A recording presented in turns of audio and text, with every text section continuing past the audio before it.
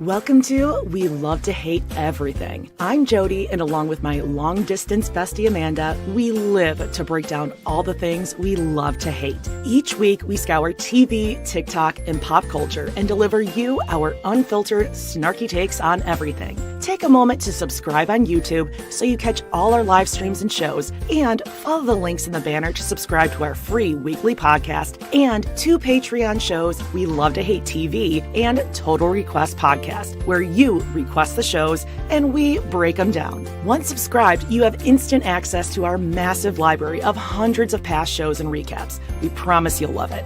And listen, we're all friends here, so let us hear from you in the comments. We love getting to know you, and we hope you enjoy the show. All right, let's go.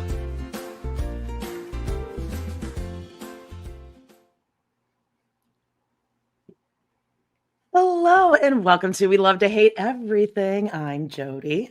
And I'm Amanda, aka Aminata. Welcome. Welcome to season 20, episode 4. How are we on episode 4? Up. It's called You Need to Shut Up.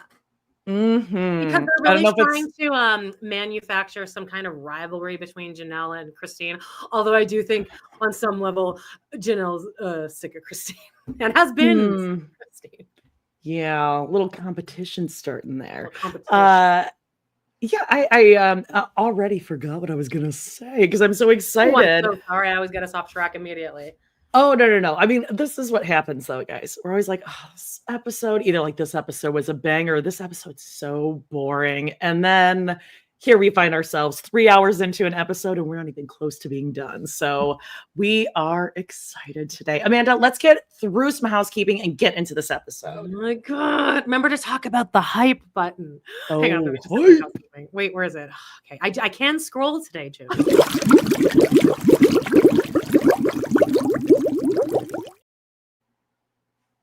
We're gonna blast right through this. Make sure that you check out our weekly Hot Topics episode that drop every Tuesday. Look at Alec Baldwin in that picture.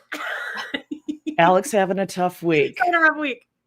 Look at our little Robert Irwin. We didn't even talk about that. We will. We will this week. Don't worry. It's tonight. He danced for his daddy. Just like Bendy. And good old Nick Davis there. Ew. Just getting a little squirt. That's fun. Oh, is that what was happening there? Oh. Yeah. That's rough.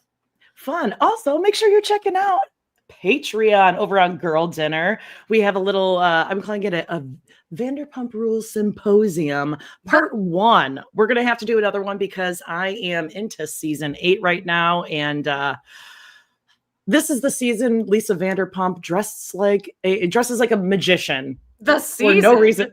The entire season? No. Like, she's always it is dressed like that. No, it's exclusively suiting. It's vests, ties, top hats, bedazzled jackets. Yes, hats akimbo. Whew. Make sure you're also checking out our Sister Wives coverage. We're already on season 14 of our rewatches, episode 10. Oh, breaking point. Look at that blouse. Robyn. That's a Robyn in a rebel. Not to be confused with the folks in Knots Landing who are just living it up in their SoCal neighborhood.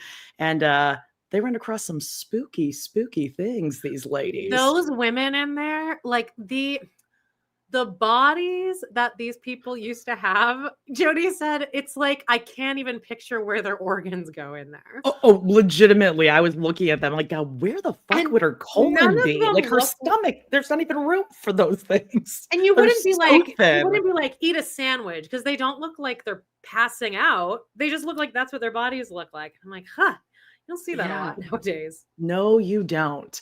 Also, make sure you're checking out our merch. You can get it on Teespring, Redbubble, etc. And of course, make sure you're always following Pod in the City, watching, listening. Amanda, anything else? Yeah, you need hype to it up. Add hype button It's the new fancy thing, you guys.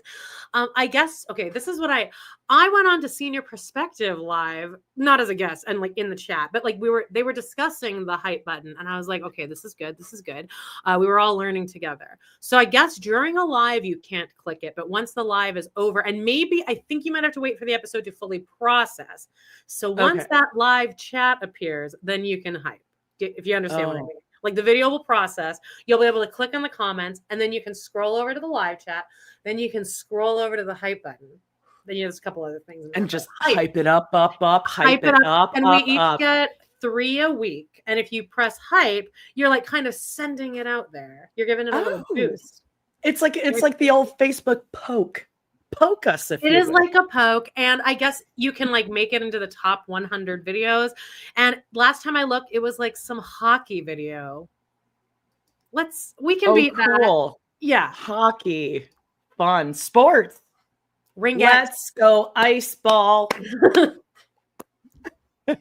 All right. Anything else, or shall we just get into the Browns watch along? We already said we were going to do a test on the sound, and then we got sidetracked. But did you just quickly want to talk about Robyn, Aurora's fancy man?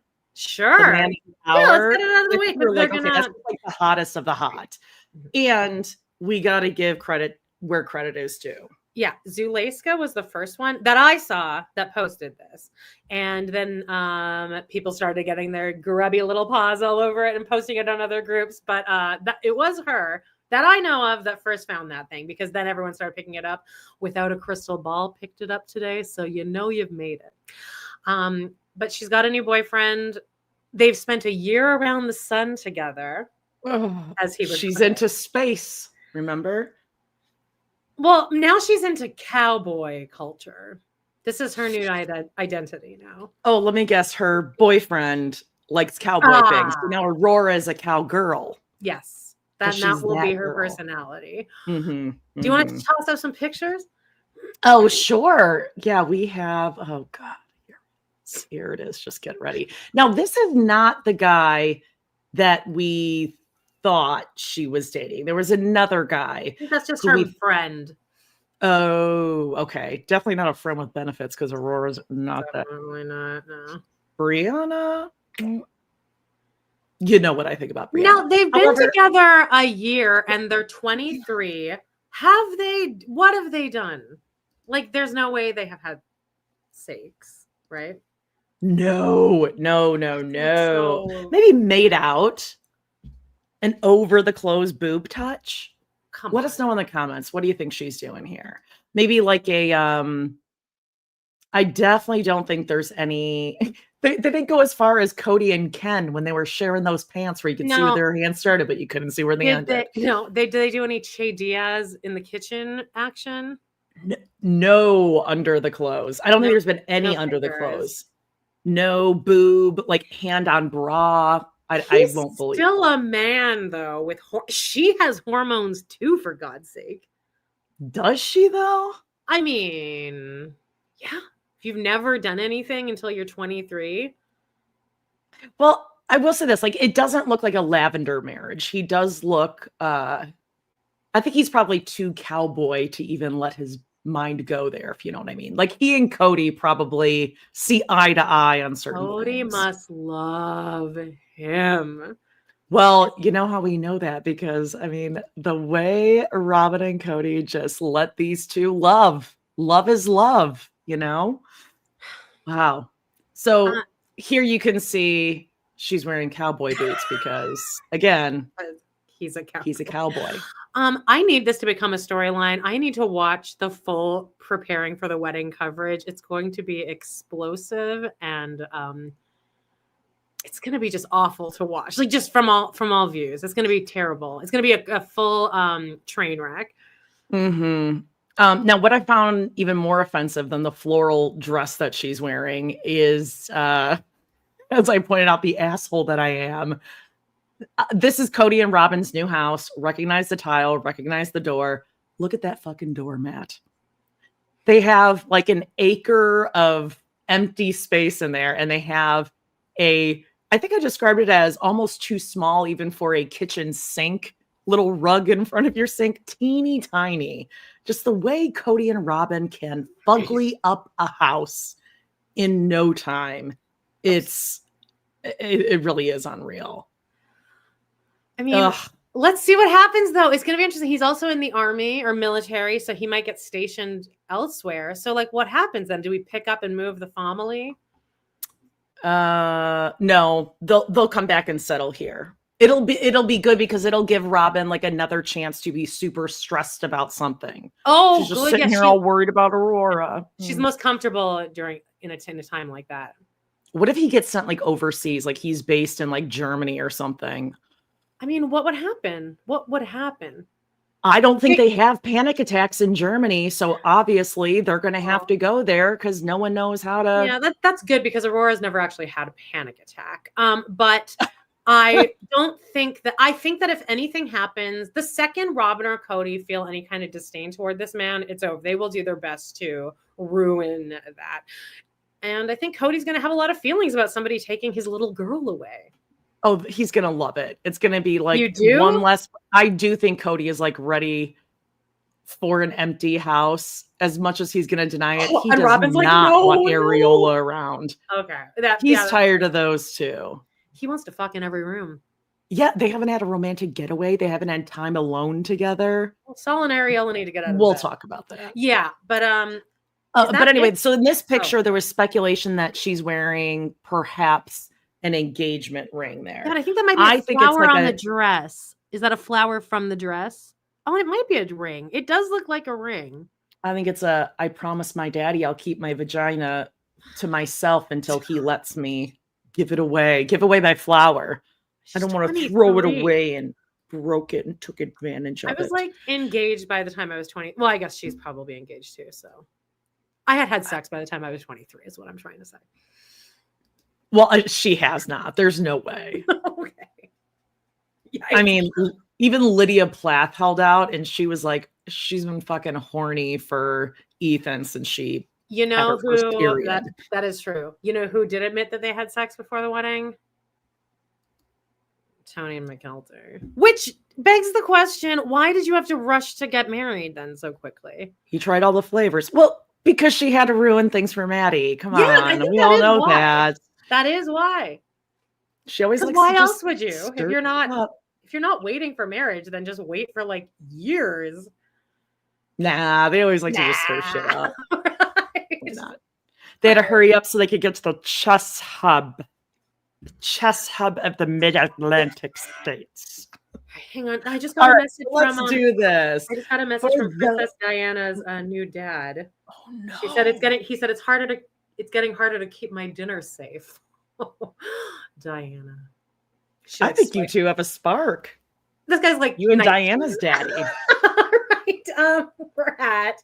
Wow. This is like a real like Parent Trap kind of moment. Ooh. I'm at 4102. We've skipped we've skipped to the what's it called? We skip right to the episode. For those of you who are listening along or watching, we can't show you the video, but we can play the audio. So we're going to play it along, give you timestamps. Let us know what you think in the comments. And if you're listening to this and you have some spare time, honest to God, those of you who are here commenting, Amanda and I say this every freaking week. Like, you guys are the funniest fucking people on the internet. Like, forget TikTok. You guys are amazing. So if you're listening to this and you never check out the chat, check it out. You got it. That's why I don't like to lose the chat, Jody. And I know I do have an addendum. A couple people let me know that when I was showing pictures of the Love is Blind people yesterday, the Megan that was up there was like a different Megan. Now, in my defense, I did steal these just from a site of like which couples are still together. And that was like the square that they gave. But all of these girls look the exact same. I mean, the one girl had that big hair. Annie, and then the rest of them are just like blank faces. They all look like what's her name? Why am I saying Meghan Markle? Not Meghan Markle. The one chick, Machine Gun Kelly. Megan Fox. Fox, thank you, Jesus. I just have like perimenopause. I'm telling you, I think that's also it really is. Scout. Scout, don't you dare bark. Don't you dare bark. Those dogs quiet over there. By the way, I did book an eye appointment for myself because, as we were saying, perimenopause, I'm fully blind now. So my first eye appointment in my adult life on Monday. Welcome. Can't wait. My mom's like, oh, it's going to be $75 for the appointment, Amanda. I'm like, a whole $75. And then she's already texted me that I can write it off of my taxes.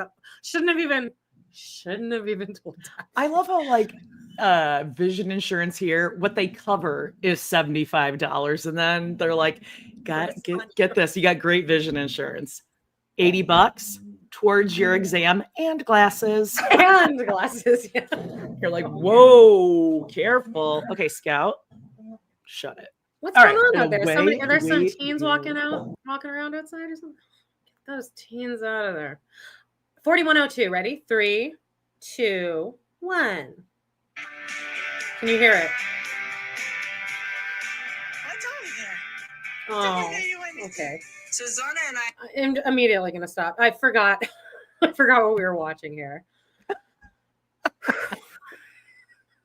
This is about this Jen and Meri scene. This is officially, the shark has been jumped. We're back on land. We're having cocktails.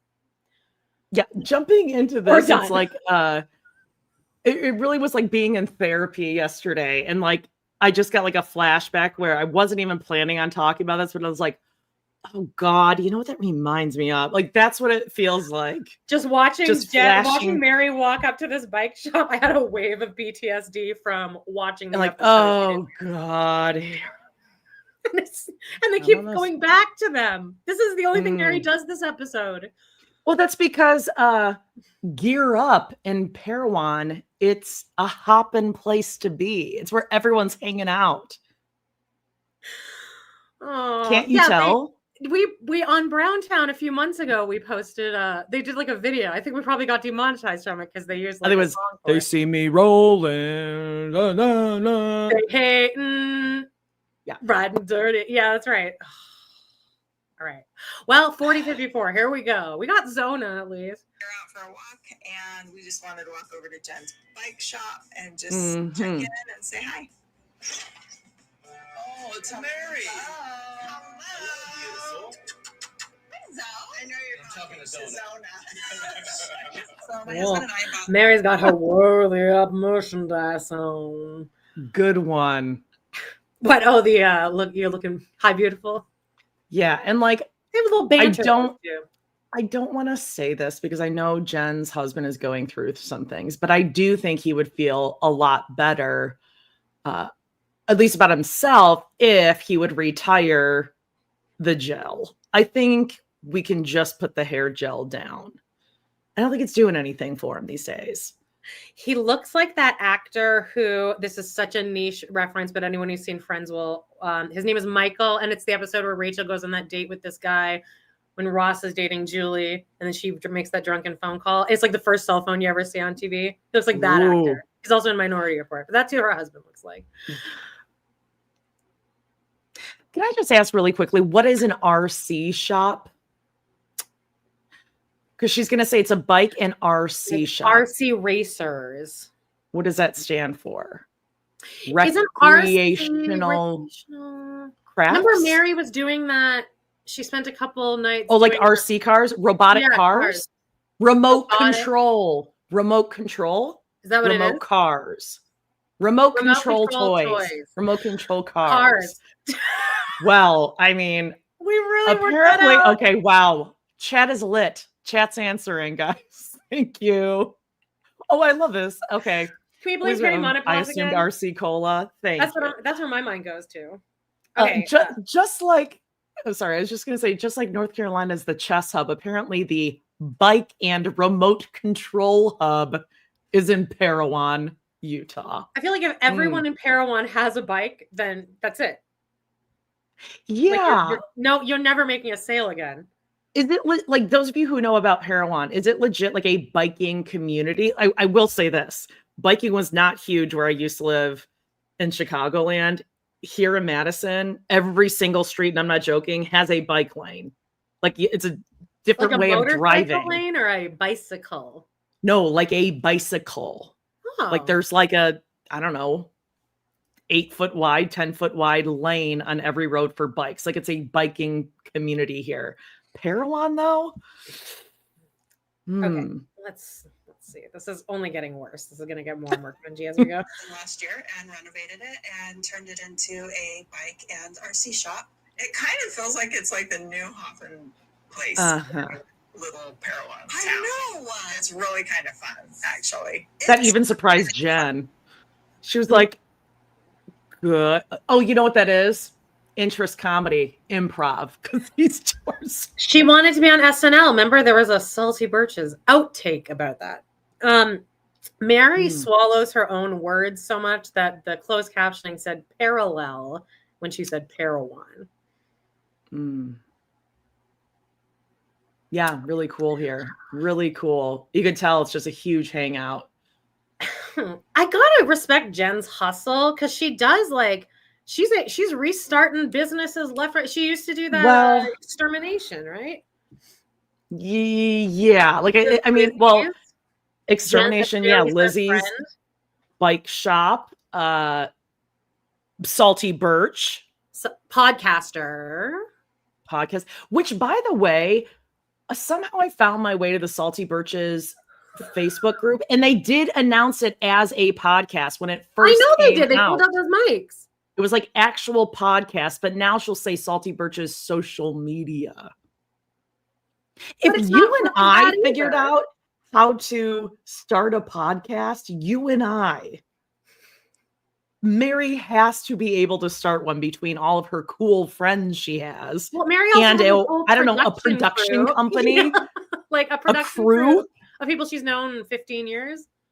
Yeah. That I'm sure would be like, oh yeah, you just need like an RRS feed. I'll help you set it up for $20. Actually, you don't need anything because you already have that microphone. If you just plugged it in. Yeah, GarageBand's probably on that's your computer. It. And since you guys are together, you don't even need to pay for the wonders of StreamYard or anything like that. You're in the same room. Yeah. That's it. Yeah.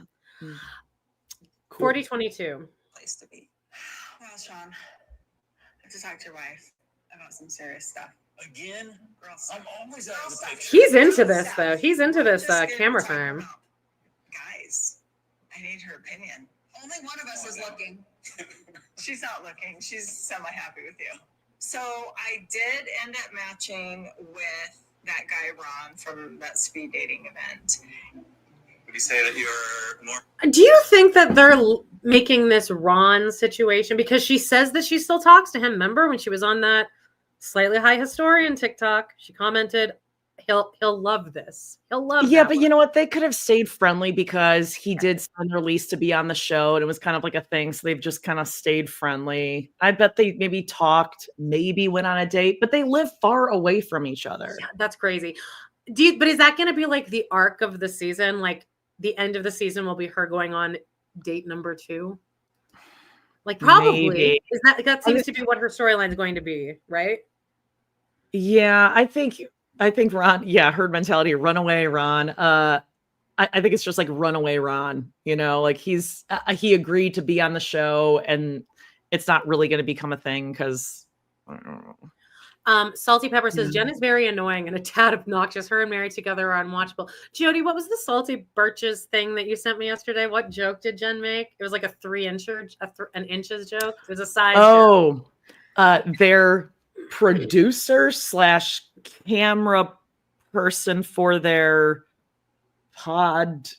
I think it's one of those social girls. media. It was one of those social media person. Yeah. It's telling them to like scoot together. They need to scoot closer, their chairs closer together. And Meri's like, oh, like, I don't know. What is that? That's only like 3 or 6 inches. And then, I mean, you guys know where this is going. I mean, look how they... I'd rather 6 inches than 3 inches. I mean... It's like that. A toddler would have made that joke and walked right into it before they did. I feel like you can relate to this. When Jen says a punchline and Meri takes her breath to begin her wheeze, do you just feel like immediately like a dread and a sadness wash all over you? Yeah. When she takes the breath to laugh? I'm going to say more disgust and exhaustion. God, it's not even funny. It's making me sad. Okay, here we go. So you guys know we're about to open Tinder and scroll through some men. Which is so fake. This is obviously they took screenshots of like the worst ones they've ever seen. Kind of like the one when I was on dating apps for a brief period of time. And it was a guy with no joking or irony whatsoever in front of Auschwitz. Yeah. No, just his cover photo in front of Auschwitz with the headphones. He didn't look Jewish either. No, never forget. Never forget. Okay, we're at a 39.54. We're talking about Ron. I do know my love language. My love language is physical touch. Actually, my first is words of affirmation. Okay. And then the secondary is touch. We have talked. We have had a couple of conversations. He's a really nice guy. Oh, cool tea, Meri. Thanks for sharing. Okay. What are we laughing at? That's what I always want to scream. What are we laughing at? Well, she's laughing there because she's like, oh. But I'm like, I feel like I'm not going to give you anything. what could there be to give? What could there be that you hooked up? Because she's worthied up. She's not going to talk about Kody. Okay. That's not cool. She's worthied up. She doesn't need to do that. Something. To make And herself feel better. they are still talking about Kody. That's why they had the eggplant night. No, she's moved on. That's why she doesn't understand why Christine and David keep talking about Kody. Like, move on. Isn't the whole Salty Birches just a response to Kody calling Jen the B word last season? Not even Jen, all of them. And he was right. She needs to just. Yeah, but he better watch out because now she's like, yeah, I am the bitch. She showed him. God, it's so sad. 39.31. Boy talk. I mean, there's just been a couple of guys I've been talking to. Really? One of them's in Denver. I want to put up this note. Margot says, oh, cool. Let's go with that. One of them's in Denver. Like, this is the bullshit. Like, Meri, what the fuck are you doing? Find someone around you for you weren't catfished enough badly the first time. She's getting catfished again. Margot says, all we said was, you took the thing down. All we said was that we liked Meri now that she's laughing and happy. She took that tiny note and now that's her whole personality. Bring back angry Meri. Yeah, I mean, I'm having a lot more fun watching bitchy Meri in season 14 in Flagstaff. Yeah, no, Margot, it's because she's freaking hilarious. You just don't understand. She's hilarious. Putting it out there. Yeah. I mean, she's not going to be ashamed. And you know what? Not everyone deserves to have that space with her to understand how hilarious she is. She's one of those people I was talking about yesterday when I was talking about Love is Blind, where they're like, when the person's mostly right in a breakup, but now they're like lauded to this like untouchable, like Ariana Maddox. That's a perfect example. It's like you can watch her being horrible for seasons where it's like you could contribute to this. And he has been complaining for like years. But so that's where Meri is, where it's like, but you also contributed. I think you traumatized Kody a lot in his formative years too. Well, she contributed to a lot of people's unhappiness in her family, including her biological child and all of her poly children, or whatever you want to call them, plig children, whatever the hell. Like, all of them. Okay, all Meri. of them. But Meri's forgiven herself, so cool. Okay, hey, smash that like. Give us a little thumbs up if you're watching. Thanks. All right, one of them is in Denver, 39.24. Okay, I'm okay with that. Okay, so Jen's view on dating is definitely a lot different than mine is, and she keeps reminding me it's because of the culture that I grew up in.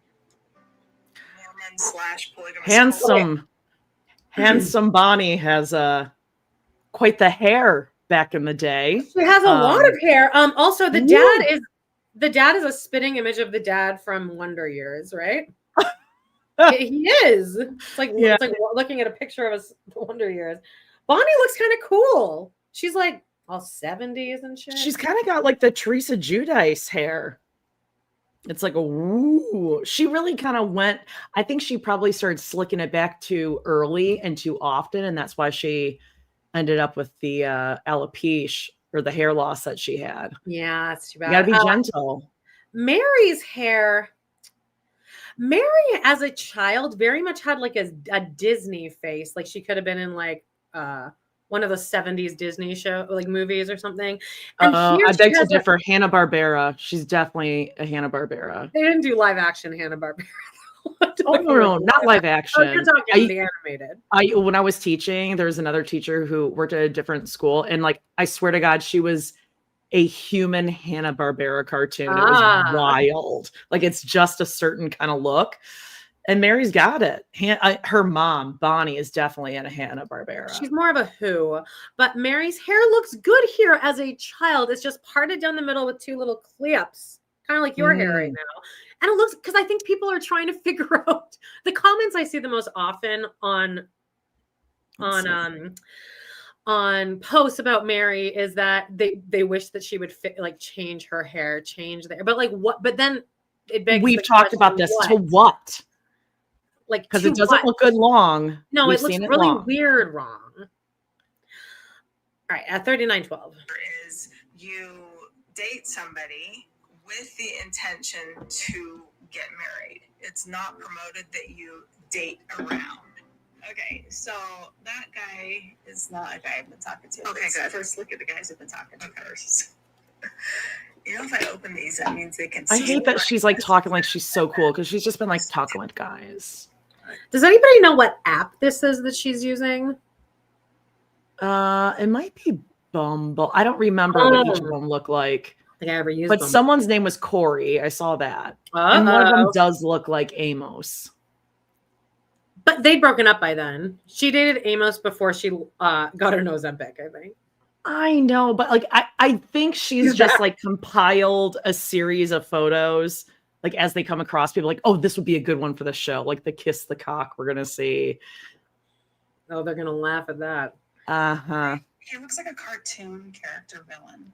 That's a villain? Villain who's undercover as a nice guy. That looks like a business profile. Nope, that's Gucci. Also, I don't think getting dating advice from someone who hasn't dated in 25 years is a great idea. I know.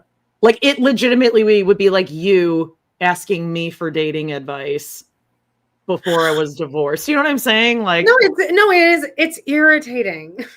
Like ask one of your other friends, but I mean, there's all those women. Because Meri doesn't actually have any real. Well, there's those panting girls. Well, I mean, I'd take their advice over Jen. I think they just want to get close to Meri so they can get like closer to her downline. Yeah, I think they like being on camera. There's that too. To be on Sister Wives. Well, fucking Jen loves it. I'm done with Jen. Take a day off, please. You know who else loves it? David. Yeah. We're at 38-32. Either that or most of the men on them are stupid. I feel like it's both. No, I can't even imagine dating through an app on a phone. That sounds so disconnected. Shut up, you stupid fucking square face bitch. Like you would know.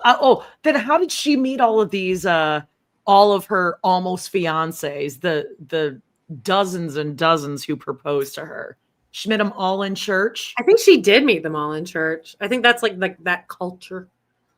I think maybe one guy was interested in her and maybe she heard through the grapevine, like, oh yeah, like he's looking for a wife. And she's like, whoa, he's going to propose to me.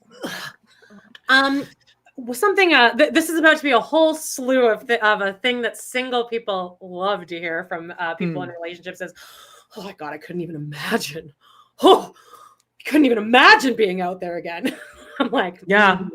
Hey, I said it and I experienced it. And honestly, there's like great things about it. It's not that bad. It's fine. And then there are really weird, shitty, gross things. Yeah, like it's like funny. It's not that bad. My God. Honestly, I think there's a lot more opportunity to meet people than there was before dating apps. And what are you doing? Like hanging out in bars? Especially if you're like a shy person. Yeah, who's not very social. Like, or someone our age. Like, how would I have like met people to go date as like someone who hasn't even really like gone out to an like dinner during a dinner hour, even with my husband in 20 years? Like I met Adam on an app. Yeah, I think apps are fine. They're fine. You can. Yeah. I've had great experiences with every single man except for Radu, and then that turned out to be the worst things ever happened to me. But other than that, every other man has been pretty quality. Yeah, but Robyn's acting. She's like, oh, I just have like no idea. Oh, I could never do that. But then she's cool because she's like, oh, I thought those were just for hookups. Because I'm cool. I know what that is. God forbid you don't end up single, Robyn. Oh, when you say shit like that, like God forbid. And I mean, hide your man. If Robyn is single, y'all hide your men. the only way he would ever leave Kody is like, I don't even want to say it, but like if he passed. Well, yeah, we'll find someone else to take care of. He'd be right back out there too. Oh yes, you're right back out there. Mm-hmm. God, what would her dating profile look like? But she's good. She's so manipulative. She'd get a lot of hits, I think. She wouldn't go on an app. She would meet someone through the church. Handsome Alice would hook her up with someone in a heartbeat. And she would take one of her own relatives, probably. Yeah. 3821. Would you even find anybody who was very serious on there to date or just? Yeah. Yes, there are actually a lot. Apps is that in the one that I did, there's this is weird too. On the app. Okay, because Christine's trying to play it all cool. What are you typing in, by the way? Like, I do agree that there's a lot of open relationships you see. It says it right on the profile, for one. And you can also filter your shit so that you don't get any of that. Okay, well, I wonder if she's doing it wrong because... Probably. Adam accidentally put up his profile, like, in the women's section of some dating app. This was, like, long before I met him. And he started getting like all these propositions for threesomes. And he was like, what the fuck is this? Like, people are fucking weird. And then someone finally said like, hey, I don't know if you know this, but you're like on the wrong side of it or whatever. And he was like, Jesus, like, I was wondering like, what the fuck? Did I use a word or something that's like code word? So I think I could see Christine doing that, or like going into like the friends one, but she's saying she wants a relationship. When I first got divorced and I got an OkCupid, I accidentally set my profile to hookups only, and I got a lot of propositions. And then somebody just said, I'm like, wow, I wonder why I'm getting. He's like, because you have hookups only. And then I was like, oh, and I just left it at that. And I also I had that listed the last time I was out there, and then every single guy tried to like lock it down, and I was like, I put hookups only. Yeah. Well, and I can see Christine, like maybe she's going on, didn't we do that? Well, I know I did it for a Patreon episode. Hey, check out Patreon, like probably thousands of episodes in there. Yeah. And it's only like like $5-8 a month. So, hey, check that out. And you have access to all of our old stuff. But that polygamous site where the McGee's, RIP, where they found me before they were on Seeking Sister Wife, like I went on and I created a fake polygamous profile.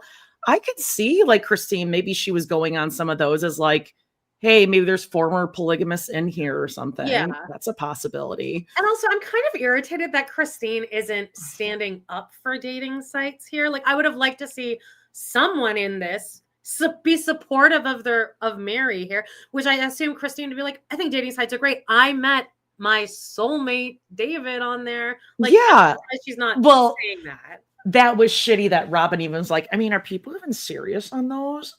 Yes, you know that Christine and David met on an app and they're married and they're happy. So her saying that is just a fucking jab.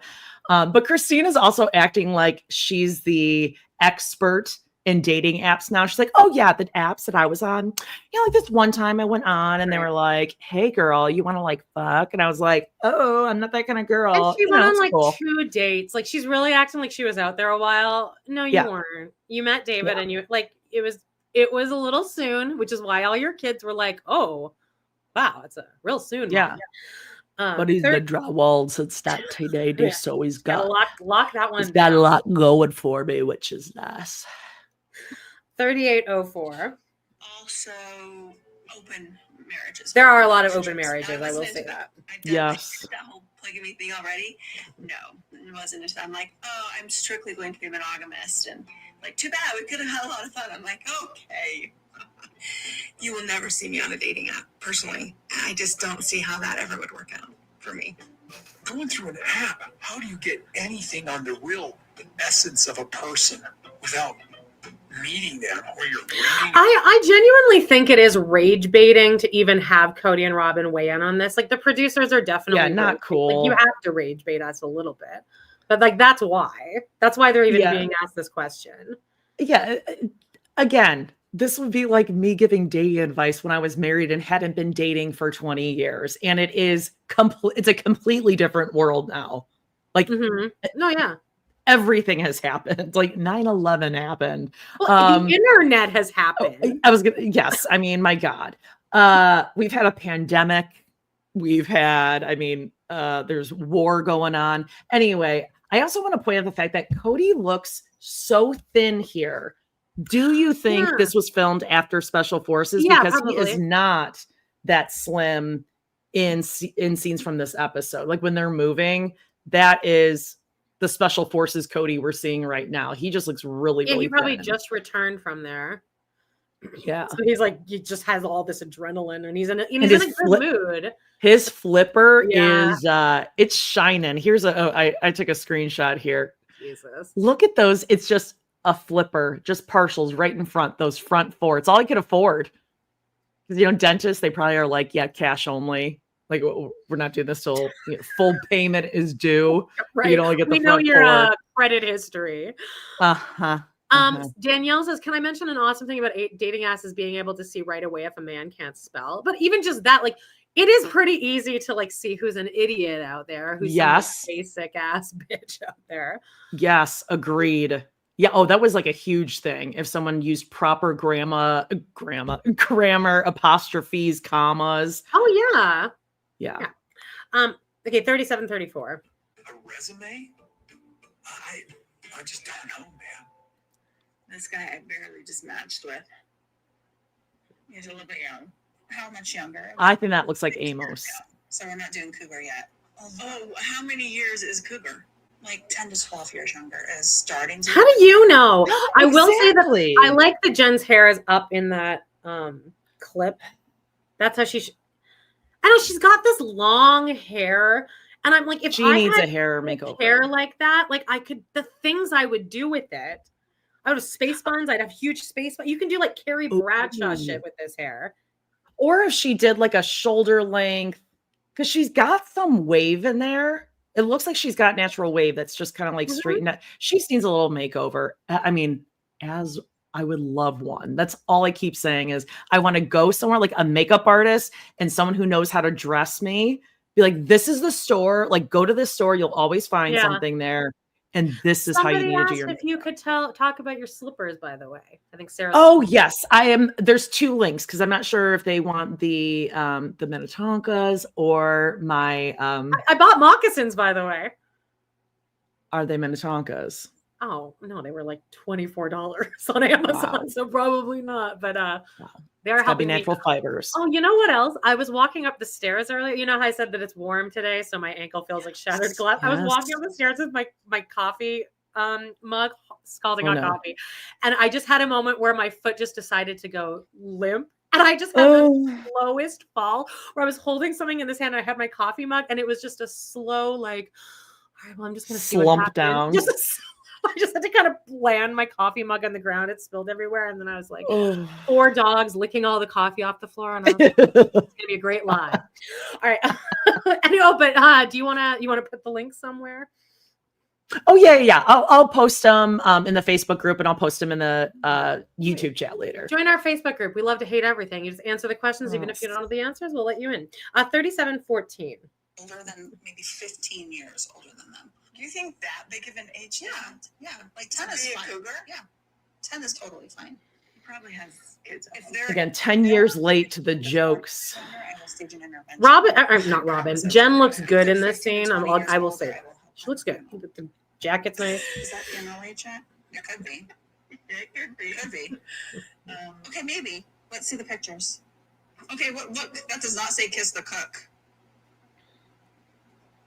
It does not. Okay, so there's a guy's wearing a kiss the cock apron. I think if that was even 1% less vulgar, I would click like on that because I like a dirty pun. The word cock is a little extreme, but like I actually think that that's like kind of funny. Yeah. Like I've seen it before. Like these are always up on like Facebook or TikTok, Instagram for like funny Father's Day gifts. Yeah, but like, really, what do you buy men for Father's Day? It's like, oh my God, good yearly Lord. struggle. Jesus, I know. Well, now it's actually easier because, like, yeah, but You know what I got my mom and Ron for Christmas? I hope she's not watching this. She's not. I got them tickets to Nate Bargatze. really? Oh, he just came to Madison. We didn't go see him, but I like that because he's a clean comic. We were watching the Emmys, and my mom's like, "This guy is funny. This guy is funny." It's hilarious. And then I bought 2 tickets, and I was like, I'll go with her. It'll be like an us thing.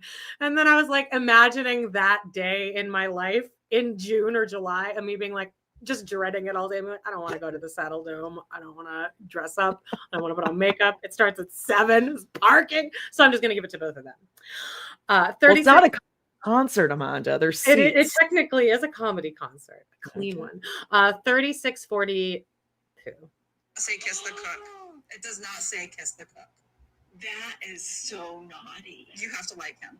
You have to like him. Don't you touch my phone. let me help you there. That's a good picture. He looks really nice. He looks very nice. I like the way he does his hair. Like, it's a good look. Oh, a little more volume? I don't think I can. It's important that a guy is that better? knows what to do with his hair. Like, is that if louder? It's like long and curly or whatever, and you know what to do with it, great. But if you don't, and it's just kind of what? Oh my gosh. I wasn't even thinking. That's so funny. They're just cackling. Wait, I'm sorry. I looked down for 1 second and I guess I missed the punchline. What are they laughing at here? Yeah. I sincerely couldn't tell you. Don't know. Well, look at that screenshot. I just heard like noises and wheezing. I don't know. Yes, Carmen, same thing. Or Jen can use some shampoo, something that'll make it look clean. Yeah, actually, yes. People last week were mentioning. A few people said like just spray dry shampoo on. Like you're done, you dried your hair, just spray it on. Which is like, I mean, at that point, just wash your hair. Really, get your whole body in there. I don't know. You think one of their like cool friends would tell them? No, I would. Like, are you going to tell Jen something like that? She's going to decimate you. She's going to make your life hell. No, but also like Meri and Jen probably are not the ones to be criticizing hair. Like when they start criticizing men with curly hair, maybe that's what they were just laughing at. Like, Meri, is that what they were laughing had at? some bad hairdo as well. Can somebody in the comments let us know what the joke was that they're laughing at right now? I mean, there's no joke. I would love to hear somebody. You're asking for the impossible. 3604. I love you. All right, we're in flag. Oh, and the producer showed a prairie dog. Just shady as fuck. Oh, they know. Okay, so we got a Kody and Michael scene here. So this is brother. God. This is not the father of Benjamin. This is the younger brother who, even in the first time when he was in that episode from like season 4, staunchly says in that episode, I don't want to live polygamy. And then here we have Kody being like, so you think you're going to live polygamy? Yeah. And I also, what he says later, so he's going to say something like, well, they're your kids. Like that. Yeah. Because Kody makes a comment like Christine and Janelle's kids. And he's like, well, they're your kids. I think there is a almost 100% chance that Michael still is in communication with like Maddie and Caleb. Probably. Maybe a bunch of the other kids because he's close to their age. Well, and Caleb's brother-in-law was one of the Brown brothers. So I think he's kind of like coming in with a little bit. He's trying to throw some perspective at Kody, but Cody's not catching it. But I think Kody is just back from No. When did he film Special Forces? Wasn't it just a couple of months ago? Wasn't it in like July? I think we heard because I was concerned that Talking Heads are filmed then. Okay, so here is like August. Okay. 3548. Her sisters-in-law. You just got pummeled. We bought a house. It was a contingent on this house selling. Oh, we've sold it. Now we just got to get out of the house. So it's just a big rush of packing and moving. My God. Here. Holy ADHD. Like on a high. All day. I've not heard officially, but I've been reading on social media that Kody and Robyn have a new house. Yeah. I Yeah. wondered if this move would affect the sale of the property. I mean, from what I'm hearing, the mortgage is good. It's a good sized mortgage. Janelle is the queen of throwing shade in such a covert way that you don't realize. Like, she knows she's doing it, but like, it's so cunty. But like, she doesn't in this kind of jovial way. That's a healthy mortgage. That's a big one. Yeah.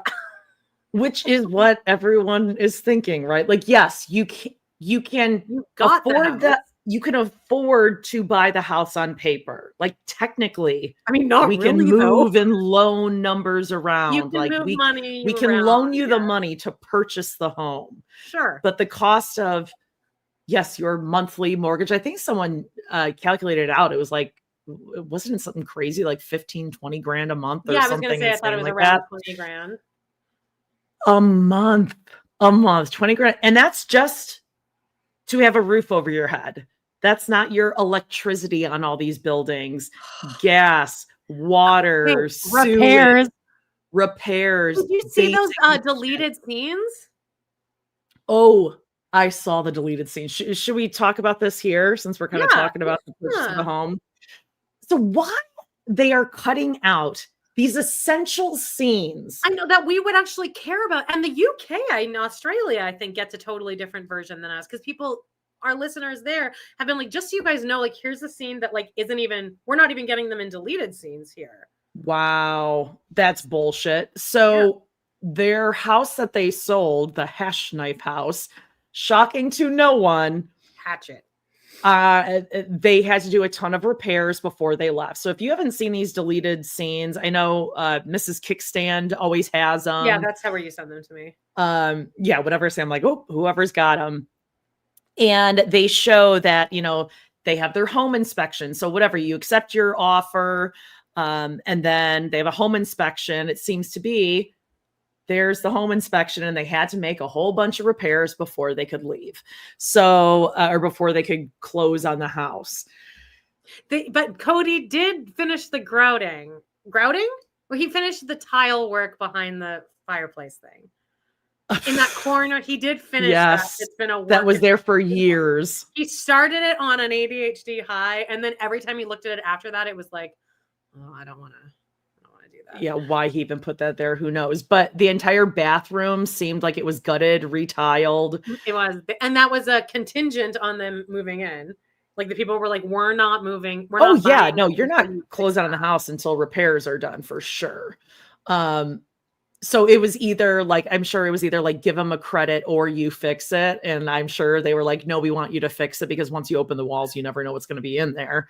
But they had to do some significant repairs. Just looking at that, I was like, oh my God. I mean, you're retiling a bathroom, just the tiling in demo in labor alone, let alone the tile, is going to be just eat up cash. And then the plumbing, I'm sure Kody's hair and Robyn's hair and Aurora's hair are like, they all have long hair. They don't take care of their bodies, so I'm sure all of their hair is like falling out. Yeah, and if they legitimately had like a mold issue, that's like mold mitigation and all of that. I mean, that is a nightmare. Everyone dreads, getting your house and your home inspection, and they fucking knew. They knew they had a ton of shit. Obviously, they had no idea the degree. The only thing I wonder is if they ever changed their furnace filter. Like, I just bought furnace filters today on Amazon, and I bought 2 air purifiers, one for upstairs, one for downstairs, because Sully keeps sneezing. Good for you. Did Are this they all for HEPA? you, Sully? I said to him today. I bought. It was like over $200. I did this for you. Wow. Yeah, change your furnace filters. I bet they never have, and they're just Ever. disgusting. And so everything's just running down. And imagine how many air filters and AC furnace things they're gonna have to keep up at the new house. When I was in college, the pothead house I lived in, they had to do some repair in the bathroom. They just happened to have to knock out a piece of wall, and they found black mold, and they're like, oh, well, let's just see how much is in there. So they had to gut the whole thing, but like we all got to see, they tore out the whole wall, and the entire wall looked like just spatters of black, just like all around it. And then I was like, oh, and I had walking pneumonia for 3 months.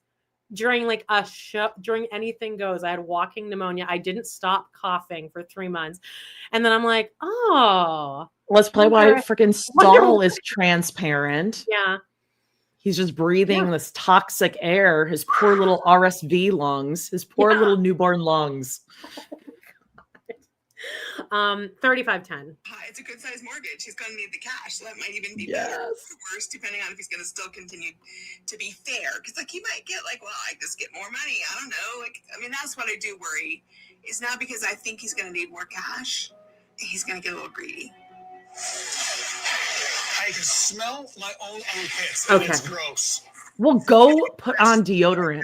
Oh, wow. I know. Why would you even mention that? It's disgusting. Have you ever like had someone be like, oh my God, I smell so bad, I smell myself, and they smell up the house? I mean, I've been around like men that have like worked all day and it stinks. Like in theater, it stinks when everyone's like, oh, sure. Like I've been in public where like you walk by someone and it's like, oh God. Oh, and yeah. I actually feel bad for those people. And I'm like, here's my like codependent part where like I feel bad for them. And I'm like, oh, they're probably like lonely and they don't have any friends or like a girlfriend or boyfriend to tell them. And I get like a whole thing. But if you are in your own home and you're like, whoa, I smell myself. And then Robyn walks in the front door and she's 30 feet away and she's like, is that both of you or just you? Whoa. I bet you it's because Kody is like preparing himself for special forces. And he's like, I'm not going to wear deodorant because we're not going to have deodorant out in Morocco. I'm going to go all natural and do like a crystal. I can see him do the crystal. I don't think it goes that deep. I think that Kody relates stinking to like being manly, like blue collar workers. Like I think Gwen. Yeah, which we're going to get into eventually here. By the way, do we think that Robyn actually is attracted to this? I think that she's done a really good job of making Kody constantly feel desired and sexually desired. But like, then there's situations like this where she's like, wants to like just crawl out of her own skin. Because it's, I think it's two things. I think, like their dynamic is that she plays quiet and shy wife and like, no, I can't flirt with you. Paired with, it was kind of fun and sexy and it kept it like fresh when you're being like, well, I want to be affectionate with you, but we just can't. Like imagine when you're like first dating and you're like looking at each other across the room and you're like they had that for what, 10, 15 years because of the other wives. It was always kind of forbidden. Yeah. And now it's like not forbidden. And she's not doing it. And he's like, well, I don't understand why. Like maybe something must have changed. She's uncomfortable with me. But it's like, no.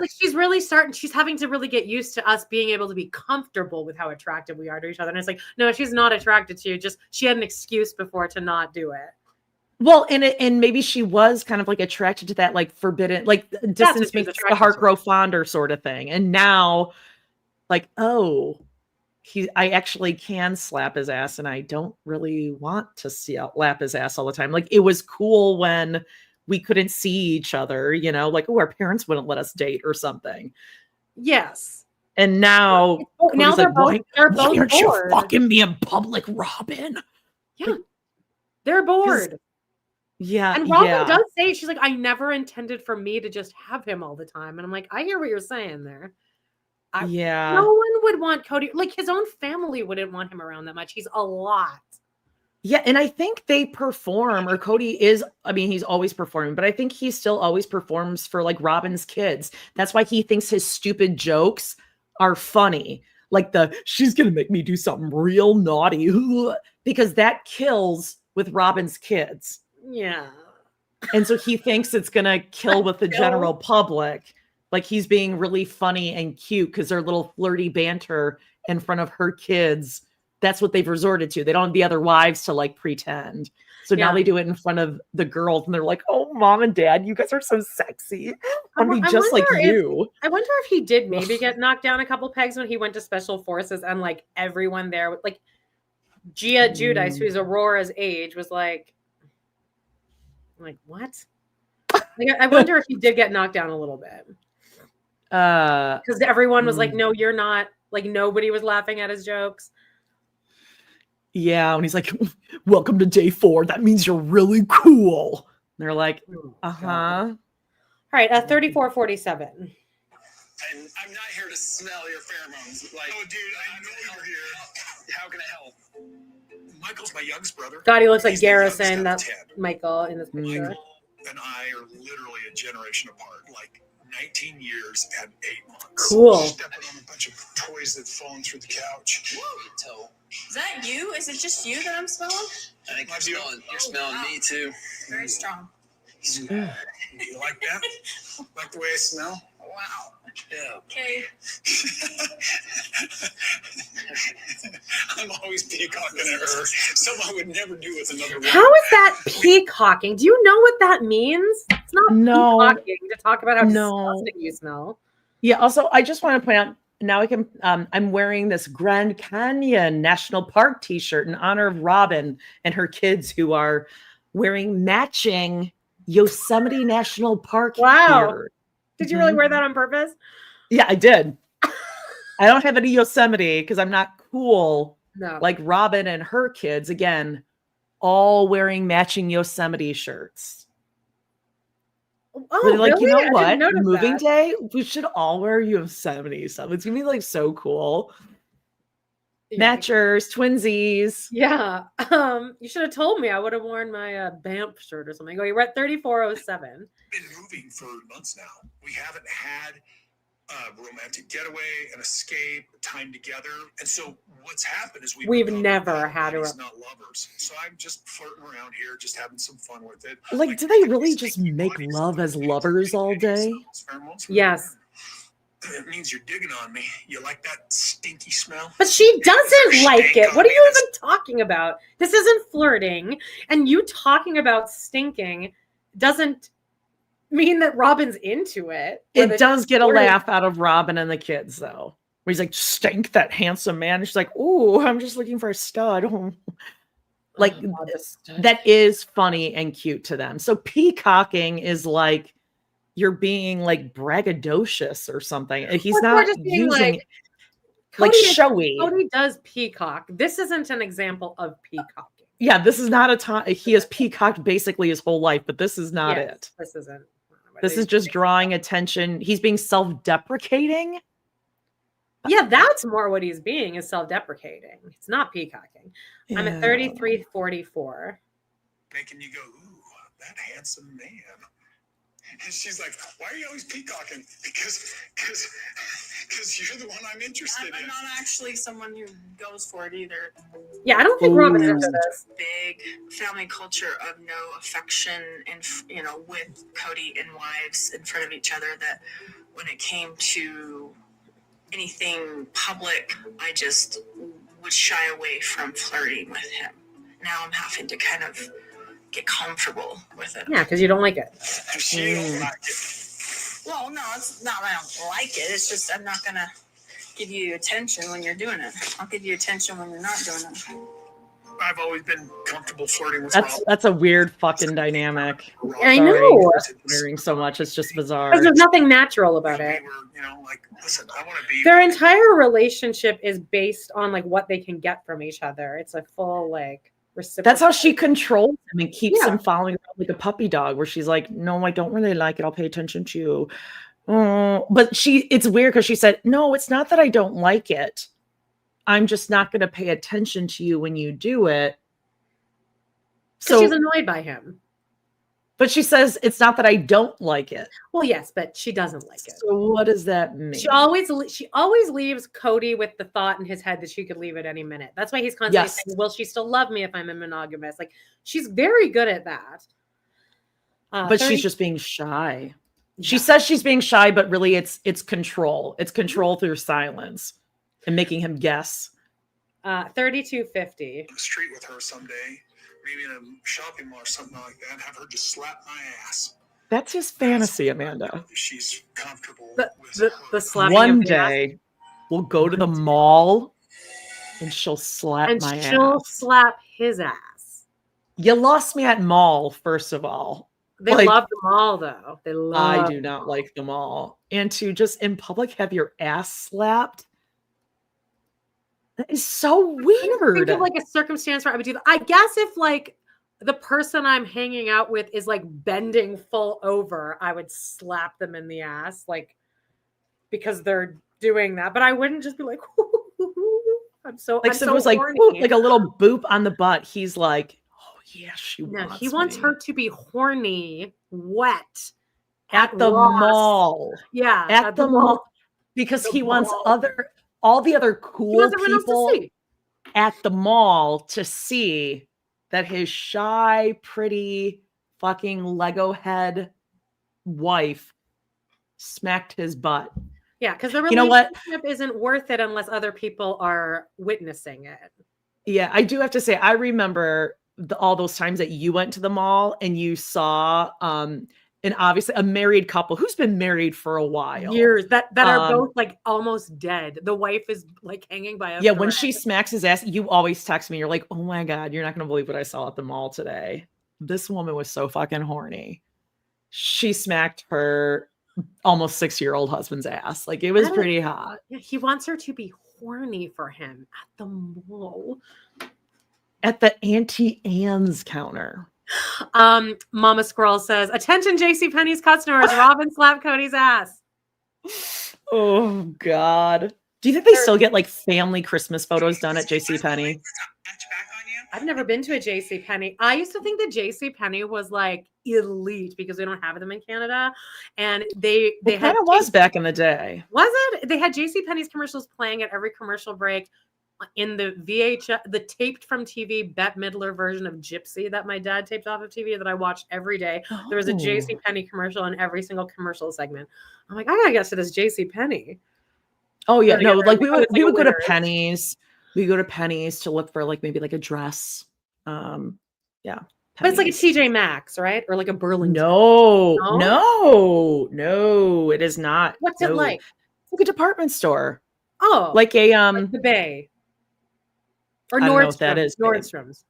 Oh, yes, but like much a lower end Nordstrom, like a Sears, Sears, like okay, yeah. a Macy's, like an everyman's Macy's. Maybe I don't know. Macy's is like not that great anymore either, so I don't know. But Okay, coming at up, the mall. Whoops. Oh, all right, guys. Just to warn you all, we have now a paid-in scene. And I Christine. love this. You do? All natural. All natural. I mean, My no birthday one party.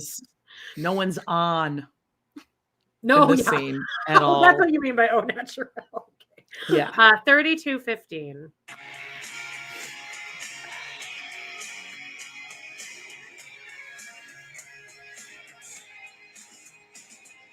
And he went for the good bread Man, too. he's tall. The He is Dave's tall. killer. You doing something? I'm just gonna laundry. How are you? You trying that pot pie? Yes, I am. It's the best pot pie I've ever made, ever.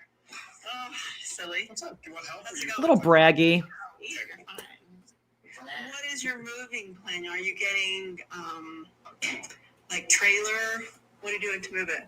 I'm going to get a trailer to put my bed and I would honestly love it. I would laugh so hard if Christine made David drive a Penske truck. That would be hilarious. Paid it like right back at it. Yeah. You just had McKelty. Like this And is real. Kody. Like who? Yeah, exactly. Who's next now? Yeah, Oh I'm shocked. my I guarantee you, God. David, the second they heard Peyton was moving, I'm sure David was like, I'm not it's not happening again. Like, Absolutely not. I can't believe he grabbed the Dave's Killer, like, just to make a quick sandwich. Like, that's expensive bread. Oh, the bread? Yeah, that's expensive bread. I 31, just think that's real ballsy, just to go and grab like the elite items from the fridge. 31.35. Dresser and bookshelves in, and everything else is going in the back of my truck. All the totes are going to go back in your truck. I've masked it out. Totes would fit perfectly in the back of my truck. Serious? Yep. Peyton is moving to North Carolina. It's actually rubbish. Why? Why does he need to move? Enough with the rubbish. It's hard that my doesn't wanna live. Corey and Carly were like, it's like she's gaslighting us into thinking that she's always said that word, but she hasn't. She's never said it. And now we've talked about this because she does say it in the book a number of times out of nowhere. I know you and I have talked about this. We're like, is this new? She's never used rubbish before. Now she's using it all the time. But then you start thinking, you're like, fuck, did she use it? No, she didn't. We've done all these recaps. I listened to every Sister Wives recap millions of times. Christine has never said rubbish. Who used it? You know what? She probably just saw like the Great British Bake Off. Oh, and so now she's incorporating it. Or David used it once, and now she. Wait, they went overseas. Oh, yeah. She must probably went overseas. Then she was writing her book, and she heard. Yep, she heard it over there. Audio book where she had to say it a bunch of times because it was in the book a bunch of times. Like when my mom went to Italy with her seniors touring group, and she came back and she was like, "Oh God, I just can't eat it. It's just so heavy. I'm just used to eating everything so light. Do that too. Everything's so light there." 3113. Close to me, yeah, absolutely. What is it about North Carolina that has people moving there? It's insane. It's literally the furthest location from Kody and you. Yeah, the military ended yesterday. How does that feel? It's a chapter of your life that's over. And I am relieved. You're mentioning you might sign up someday again in North Carolina. I very, very possibly could sign on to the Guard in North Carolina. It's just, I wanted it to end. Garrison moved 2 Flagstaff and attempted to transfer to the Arizona Guard. I wish his TikToks had more of this tone and like less of the cocaine. Yeah, should we talk about that? Like he's likable here. Like he's like it is a little more real. Like he's just talking. As everyone's saying, he is Christine and Cody's son. And then he posted that one where he's like, I am nothing like my dad. And I'm like, no, don't say that. You're exactly like that. Also, like honestly, what I think he should have done is gone into the arts. Like he would be a great theater actor, musicals if he can sing. He would be getting so much theater P word. Imagine him in Beast, right? Beast. Javert. Honestly, if he were in acting, stage, anything like tech. Be on tech crew. No, he needs to be on stage. If he could sing, if he can carry a tune a little bit, he'll be cast as the lead in every. Also, he's so tall. Also, he could like technically like do like lifts with girls just based on his height, and he could like you could throw him in the dance numbers. Like he would have the time of his life in theater, and he would completely perform. He would. That's where he would shine. Or, as I've said, QVC host. Like he was born with QVC host energy, and that's absolutely what he should do. Run out a clock. Oh my God, just talking nonstop, which is what he's doing on his social media, and it's really concerning. Like he seems like he's manic or something, and it's concerning. Like he always speaks a million miles an hour, but this is like. Well, because he's making money now because he's monetized. So like, and I get it. Like if I was making that kind of money for just going live, like Amber. Yeah. But like, it is a lot. And now it's becoming like an obsession because he obviously has undiagnosed ADHD. There's a lot of addiction that comes with that. So I think he's now he's just like so much dopamine he gets from this. And all of the comments are like, Peyton, you're the best. You're the best. Like it's just constant. Yeah. I don't know. I hope he's okay. Me too. Sincerely. 30-30. And was trying to transfer for a year before it finally went through right before. Right before he died, it went through. It went through. Seriously? Garrison was Peyton's best friend. And they joined the military together. So many parts of their life where they've been together and they've been a unit. They were frickin' frack when they were younger. That's what Kody called them, was frickin' frack. They've just been a unit. It's Peyton Garrison. I thought it was Gabe and Garrison, but okay. Best friend. Yeah. And I really want to be close to her. I really want to be close to Maddie's kids. I really want to be close to Maddie because I just lost a huge chunk of me and it's not here. I'm trying to find something that isn't here.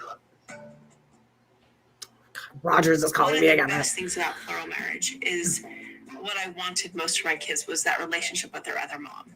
And so I've got Peyton, who is so close to Janelle. She's someone that I trust. I trust her influence on Peyton. So it feels like sometimes I feel like a crappy mom because they're not choosing to live next to me. Sometimes I feel like Janelle's a better mom because they're choosing to live next to her. I think it's good for you to move away for a while. You know how Maddie knows me pretty well? Yeah. One of her arguments was, you can be here with us. It'll be me and Caleb and Savannah and my mom. And it'll also be my kids. And there's Christian girls here that I go to church with. She's such a jerk. That's one of the things she was She like, is such a hey, jerk. by the way, I go to church with these girls over here, and I think you'd really enjoy that. And I'm like, wow, Maddie, that sounds perfect and wonderful. He really should be in theater. He's performing through this whole thing. Somebody up there, he's one of those straight theater men. And you know what me and John always say about straight theater men, Jody? Don't let your daughters date. Yeah, I was gonna say, never faithful, right? You can have sex with them. They're great in bed, but like, don't, because they like to perform. Yeah, and they like dancing, so they're good with their hips. They like the audience to enjoy what they're doing. You know? Yeah, true. You know, walk away with a smile on your face and a tune in your heart. 2856. Perfect. I don't like you guys moving away. You haven't been sick of me so far? No. I haven't been obnoxious enough? Yeah, I got you. I really want to be away. I really want to have a massive change. I really want something else completely different than what I've had. But I hate being away from family and knowing that there is family there and it's family that's calling me there. That's perfect. We're back in Hero One, Jody. So I'm over at Yay. we are just kind of hanging out, and of course we gotta swipe through the guys and see if there's any guys on the dating site. Yeah, her husband definitely needed to leave. Why? Because this is so scandalous. Yeah, Meri walks in. She's like, "You're gonna need a." I need to talk to you. He has cancer. Does she know that? Does she know that? Kicking this guy out of his own business. By the way, Mary's about to reveal that now her new height requirement has moved up 2 inches, from 6 to 6'2". Is Meri tall, by the way? Is she? I feel like she's tall, right? I know Robyn is tall. Robyn's 5'8". Is she really? Yes, look at her. Okay. So then they're probably what, like 5'6"? Meri is? Yeah, I don't think they're like short. She reads as tall for some reason. But maybe they're just all so much taller than Kody. Because he likes to stand on his tippy toes. 2812. Smart, dude. Told you I was right. He doesn't smell. This is good. Good. Okay. His picture's I'm willing to talk to him. Good thing, because you have to start the conversation. I'm not starting it. He liked me. He has to start it. I have a rule. If you like me first, and then I match back on you, then you have to start the conversation. If I start talking to somebody and I ask a question and then they answer and then they leave nothing, they're not interested enough in me to ask a question. So I'm out. Men are very bad at all these guys. These are all the guys you're actively talking to. There's only 6 of them. I'm not a hussy. What exactly is the definition of a hussy? Well, it's like a woman who has a lot of men. Men in polygamy would be considered hussies. They have a lot of women. Oh, she thought she ate with that. I didn't date much before. Good one, Jen. I didn't have the option to look outside that church culture. That's all I wanted to marry was somebody in that church, right? Well, the first hanging out. So here's where Kody's about to kind of low-key continue the storyline that he got tricked into dating Meri, because he's about to say that he really liked Bonnie, who you've never trusted. No, God, no. She raised Meri and Rebecca, who married Nathan. I always picture Bonnie in rubber boots. I just imagine, in my mind's eye, I'm just looking through her hair. Yeah, I'm always seeing that too. But I also kind of picture her like holding a chicken upside down, wearing rubber boots. Oh, I'm imagining just going like this. Just smiling and just kind of squinting and smiling, looking around. And she's wearing some sort of like button up, and be like a sweater shawl. Okay, I think we're thinking of her at two different ages though. I'm thinking of like rugged, farmy Bonnie. You're thinking more like now I'm lazy, and mom. You're thinking of mom. I'm thinking of mom picking a room at Vicky's Victorian Hideaway. Right. Yep. Mom doesn't want to work. Mom just wants to live for free. It's like mom can't run a B&B. I'm like, isn't she only like 60? Yeah, mom needs to get her ass to work in real quick. Strap those rubber boots back on, Bonnie. I'm at 27:05. Hanging out with Meri. It wasn't really a date. I didn't feel we were just hanging out with a bunch of. Kody was groomed by Bonnie, says Pink Butterfly. This is kind of what he's insinuating. Peers. Yeah. Flirt with her a lot. It was just like, I guess I had that part of life down. I could flirt. Meeting Meri's mom and dad. Yeah.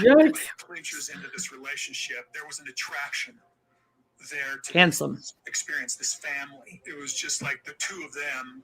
Meri's mom and dad are just reeling up. Margot is wondering what is there a video of you explaining your theories of why you don't trust Bonnie? And then I'm going to text my assistant to turn the heat down. You know what?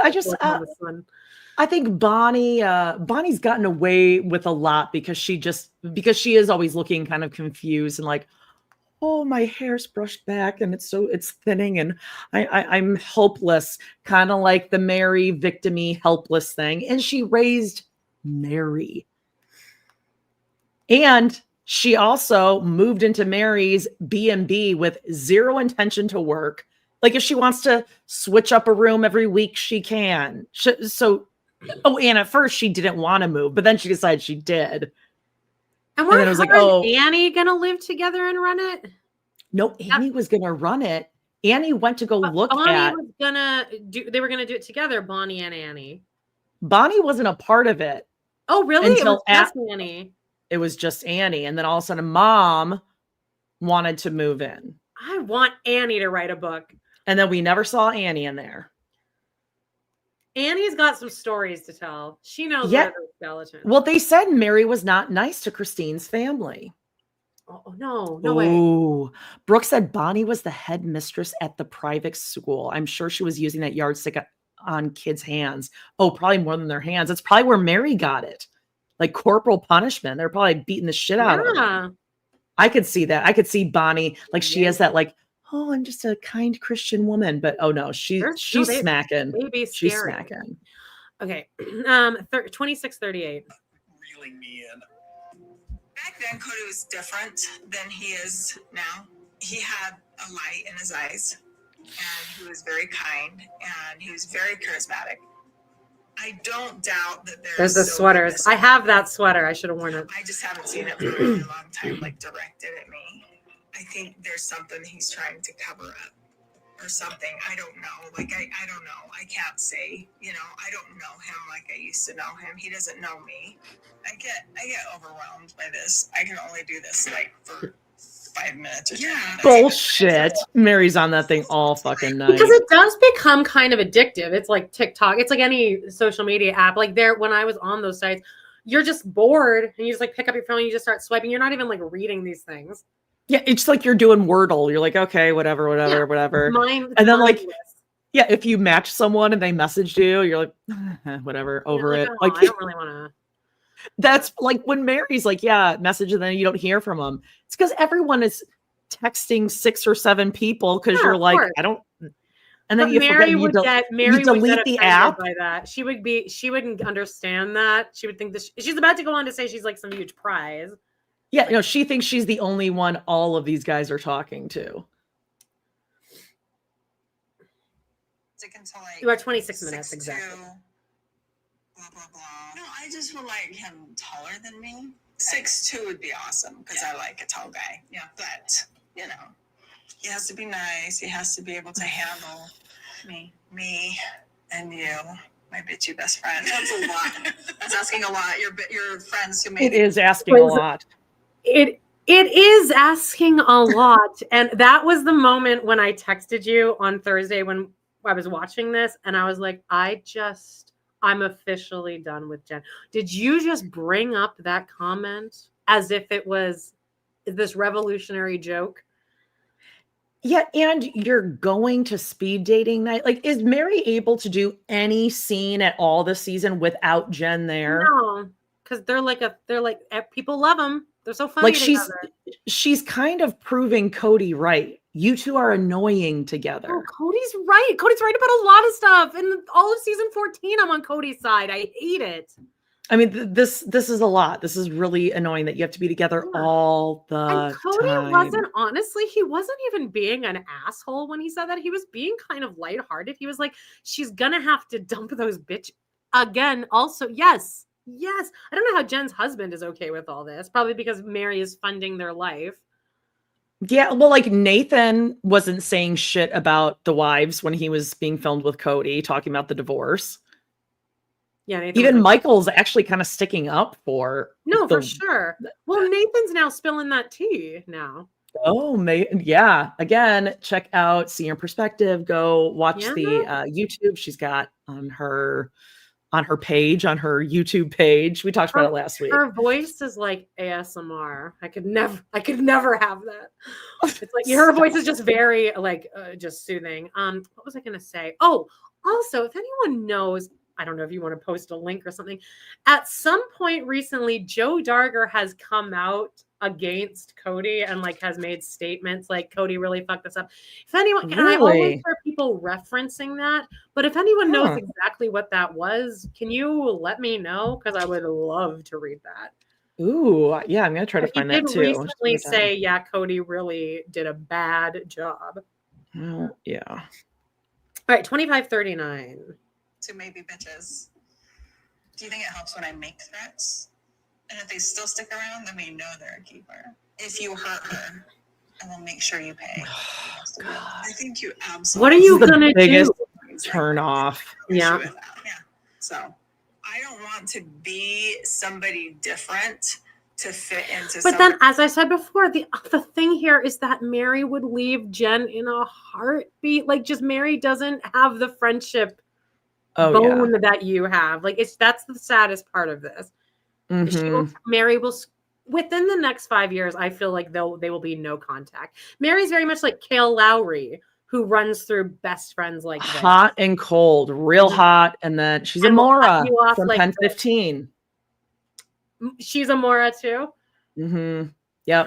Yeah, she is. I can see that. A 2518. Else's world. I want to be me. And if you fit at mine, if our values align, if our vibes align, you know, like, that's great. Like, it's a privilege to hang out with me. It's a privilege to be in my space. Like, and I don't mean that in like a rude way. I just don't think everybody gets to have access to me. I don't think anybody should let anybody in the world have access to them. She's taking this too far. Yep. Like, yes, however, you can also be a person who is trying to get to know other people. So there are going to be certain instances when you are going to be on your best behavior, when you're going to have to put your wall down a little bit. Yeah. Where you're going to have to feel a little unsafe. And to come across with, it's a privilege to be in my space. I know. Well, you're not going to find anyone, even the best guy in the world for you is going to be like, okay. But Jody, isn't it indicative that on last week's Browntown, we showed a video of Meri being asked what her toxic trait is, and she could genuinely not think of it? It was like a minute and a half in her head. In a minute and a half, and then she made a joke about it. Yeah, for a minute and a half, they're like nothing, like nothing. Anything at all. You sleep in late sometimes. No, nothing. Huh?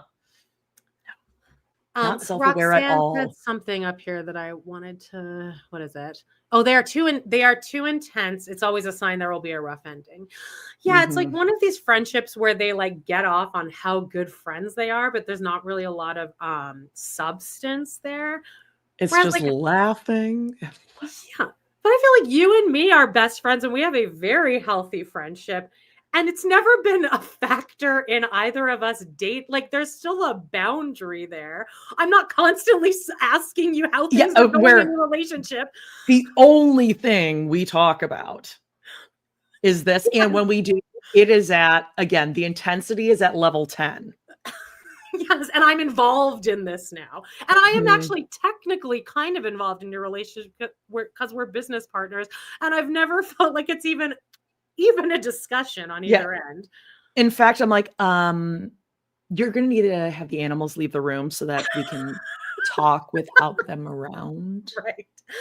Can you talk to people in the comments for a second? Because I'm not going to make it to the end of this episode. My perimenopausal bladder. I'll be right back. Oh, her bladder there. Okay, let's see. We'll throw them up there. Rebecca mentioned just above, she's so catfishable. Amanda and I have actually talked about this. There's no way Meri is not currently being catfished on some level. Like, think about it. Some of you probably don't even have to think about it that hard.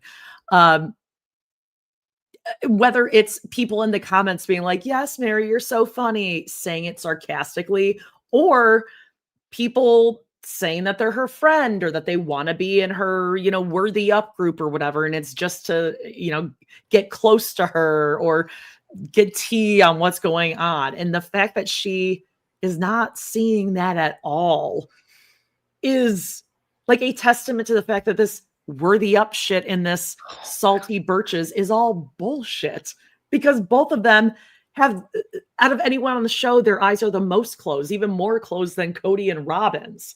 Like, these two are not living in reality, because what is going to happen when this MLM stuff crashes? When LuLaRoe is no longer, or worthy up, they get down to, anyone know how many people are still part of that group? I don't know. Did you see that on Facebook like last week? Somebody was like, I hate to say it, but I used to do LuLaRoe like a while ago, and she has that corgi and soccer ball shirt, and she's like, oh, I did see that. Yep, like, it was a popular item because it was so like unique, so like limited edition, sold right out. Yeah, Meri had and the Meri wore it on TV. I bet it blew up after that. Yeah. While you were in the washroom, I was saying how we've talked about that it's impossible that Meri is not getting currently catfished in some way. Oh, for certain, I'd say. Like, again, if not a man, people wanting to like know shit about her, or Jen. Fuck with her. Just people wanting to fuck. Do you know how easily we could catfish Meri right now? Let's do a girls internet. Except I would never do that because it's like purely evil. But like, she constantly makes statements like, well, I would never do let that happen again. Okay, but did you vet Amos? Because I'm pretty sure the whole internet had to tell you. Did you already say that? Did you already make this? Well, no, but like anyone really, like, do we know about all these weirdos that come in and out of her friend group that we like? I haven't seen Free Fallin' in a while. That's a good point, actually. Got us demonetized, that fucking guy. Yeah, exactly. For a lackluster version of Free Fallin'. 2450. People in your world and in your space that align with who you are as a person and that bring you energy and that don't drain you. Let's go home, lovey. All right. I'll see you when I see you. Okay. Bye. Zona. Has Bob the Skeleton made an appearance? No, because Lizzie's is close. Even when it's under renovation, you could still throw up some cobwebs, bring out Bob, and charge for a tour. I don't know if it's I don't know if I'm going to be able to turn this, but I have a Bob right outside my window sitting on my front porch. A glow in the dark Bob. Do you have your costume for next week, by the way? I just placed some orders today, as a matter of fact. Threw out my neck doing that. Cool. I can't wait to see. I don't even know. You know what I'm going to be, but I don't know what you're going to be. Yeah, I yours is a good one. Mine is. We talked about it. Then I have 45 minutes to switch from that into Galinda with a beat mug. Oh, yeah. I'm not going to tell you what mine is. Well, It's good. gonna be I a want to be surprise. surprised. I can't wait. Okay, what are we doing here? Okay, sorry, we're at 24:29. Oh no, coming up. Okay, I am at 24:16. We're in Salt Lake City.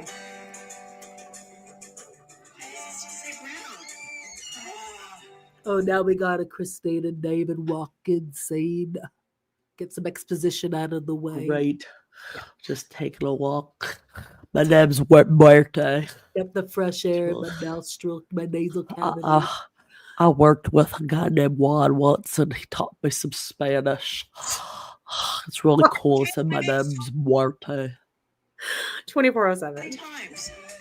So So many do different I. things. I'm telling you my Are you name. Muerte again? My name is Muerte. He No, can't David, even say yeah, it. yeah. I didn't- His nickname should be Muerte. What does Muerte mean? Is it appropriate? It's probably inappropriate. I can't see it. Muerte. Death. What? If Muerte means death? That's his nickname? He's crazy. He does not know what it means. Sorry, missing Peyton. Just missing all of them. Yeah, McKelty too. we had fun for him for a few months. That was way too short. What in the world? Peyton just moved to North Carolina this morning, just barely. There was a time when most of my kids were right next to me, and then I married David, and I feel like we had this huge, full experience, and now half my kids are gone. I just feel like Christine's got her transitions on. I'll You know it, actually- of course. Good mom. They all They're have picking to grow Janelle up. instead. One of the times we were talking about moving. Christine is dressed like she's going to the Grand Ole Opry. Yeah, That's weird very outfit. She comfy. has on a red blouse, black slacks, black jeans, and it's like a brocade floral crop Bomber-ish. jacket. Yeah, I actually don't mind it. It's very like country Ooh. though. It's giving like Texas, Austin. Yeah, I don't know what it is. It's not good though. At least she's not kicking a dog. Oh, yeah. Where we've passed dog gate. And I was like thinking inside, you need to shut up right now. All right, I want to talk about this because God forbid Janelle annoys you a little bit with a little statement she's made maybe twice ever when she had to do a year-long press tour with you gushing about David while she sat there with a smile plastered on her face. I think you can give her a little grace for saying, oh, the grandkids are with me. And Christine has like the rage against her. Like Janelle kept her mouth shut while you were doing all that for a year.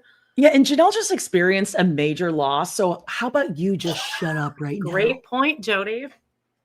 Like, As did Christine, but like, good Lord, like, give her a can little this break. one thing Yeah, not be about you for a second? It's like Christine does want to use it as like a little pity party when she wants to use it as a pity party, but you can't tell her. We Yeah. know what you're doing. now I know there's a lot of discourse about this. I'm more on the side that like I don't think Christine's being like a bad person. Also, like they need to.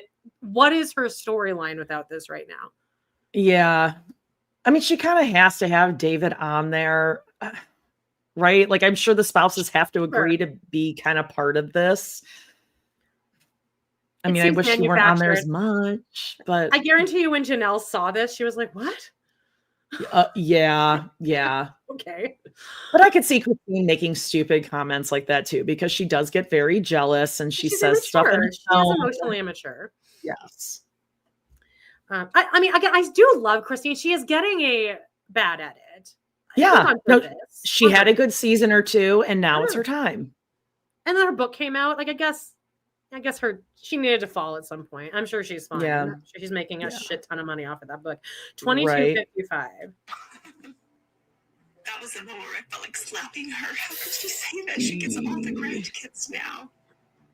Because she's a much more calming presence to be around than you, We Christine. talked to Janelle a Yeah. lot for a while, like business stuff. We talk business stuff, and then we talk, I think, business stuff. With us separating like we have with our business, there's been more things that we've had to figure out. Ironically, Janelle and I work a business together, and there's been a lot of changes within the last couple of months. We used to run it more together. But really in life, we used to do everything together and we raised our kids together. And so it's just one more step. Amanda said, Christine still has trauma from being perpetually starved for attention. Yeah, like I definitely agree with that. I mean, Yeah, like, she's just like a little immature. And also, I mean, she leaving did her. say, like, listen, we'll see him on vacation. We live here. Like, I think this is good. Christine, David, they're living their own life. Your kids, as they grow, live their own life. And she could be playing it up for the show too. Like, Good. And like, but like also, you said, Christine, I like don't your know. kids did go and like center themselves around you after your divorce. They helped you through, and then you met David, and it does kind of seem like when you're making comments like, well, I don't really care if my kids are uncomfortable. It does kind of seem like you immediately were like, all right, well, I found a man now, so Yeah, you made a decision for yourself, and they're making a decision for themselves. Now, this combined business, I'm guessing this is what, Plexus? They joined forces in some respect. Okay. Yeah. And Janelle, obviously, as Janelle Strive / Strive with Second Janelle. Chance Coaching, whatever that is, too. Yes. But remember, she had 34 people signed up, exactly twice as many as in Meri's group. So funny. 2215. Away from each other, where she's gonna branch off and work on her farm. I don't know. I know that I've hurt her feelings a little bit. We're doing things more separate now, and it's just I want to be more in charge of my business now. You know, So you guys are getting competitive. I like that. they're trying to support Why? each other too. Yeah. Why do you like that? That was like a good competition. Good competition's good. So I don't think Janelle really needs a stiff competition right now when, again, as everyone said, mourning the loss of her son. Yeah, also, I don't think that even matters to Janelle. I don't think Janelle is going to even care when she reads when she sees it, because she's going to be like, yeah, I don't really get competitive. She's running on fumes with Plexus too. Like she's she doesn't really bare care. minimum. No, I forgot she was even doing that still. Yeah, she's phoning it in. She doesn't give a fuck. Yeah, exactly. Janelle is how you say, not a businesswoman. No, Janelle posted the crazy, like the most perfect Janelle Instagram story today. I can't wait to pop it up on Friday so that we can all try to dissect it was like a repost of someone else. It looked like a screenshot of a video where we needed the context of the full video. And then she just wrote, this is so much like Maddie. But I'm like, it's like, we'll figure it out on Friday. Janelle. Like Janelle hasn't seen a business plan since Robyn's Doodles. Since the Shark Tank episode. By the way, we did that episode on Corey and Carly's, right? Or did they come on it for us? We went on, that was the first time the world their audience got to meet us, and boy, did they love us. Yeah. Really embraced our energy. Came in a little too spicy in that episode. Oops. Yeah, but that was when Kody's best friend Stan also he was deciding if he was going to loan his best friend Kody money for the business. Best friend Stan. Mm-hmm. Yep. I think they ended up just reneging on that. Yeah, they did. They did. Yeah. 2148. We learned how to do things together, and now it's almost like we're learning how to do things apart. But it's okay, because you have to move on, and we really have to live our life for the best for us. Back in Flagstaff.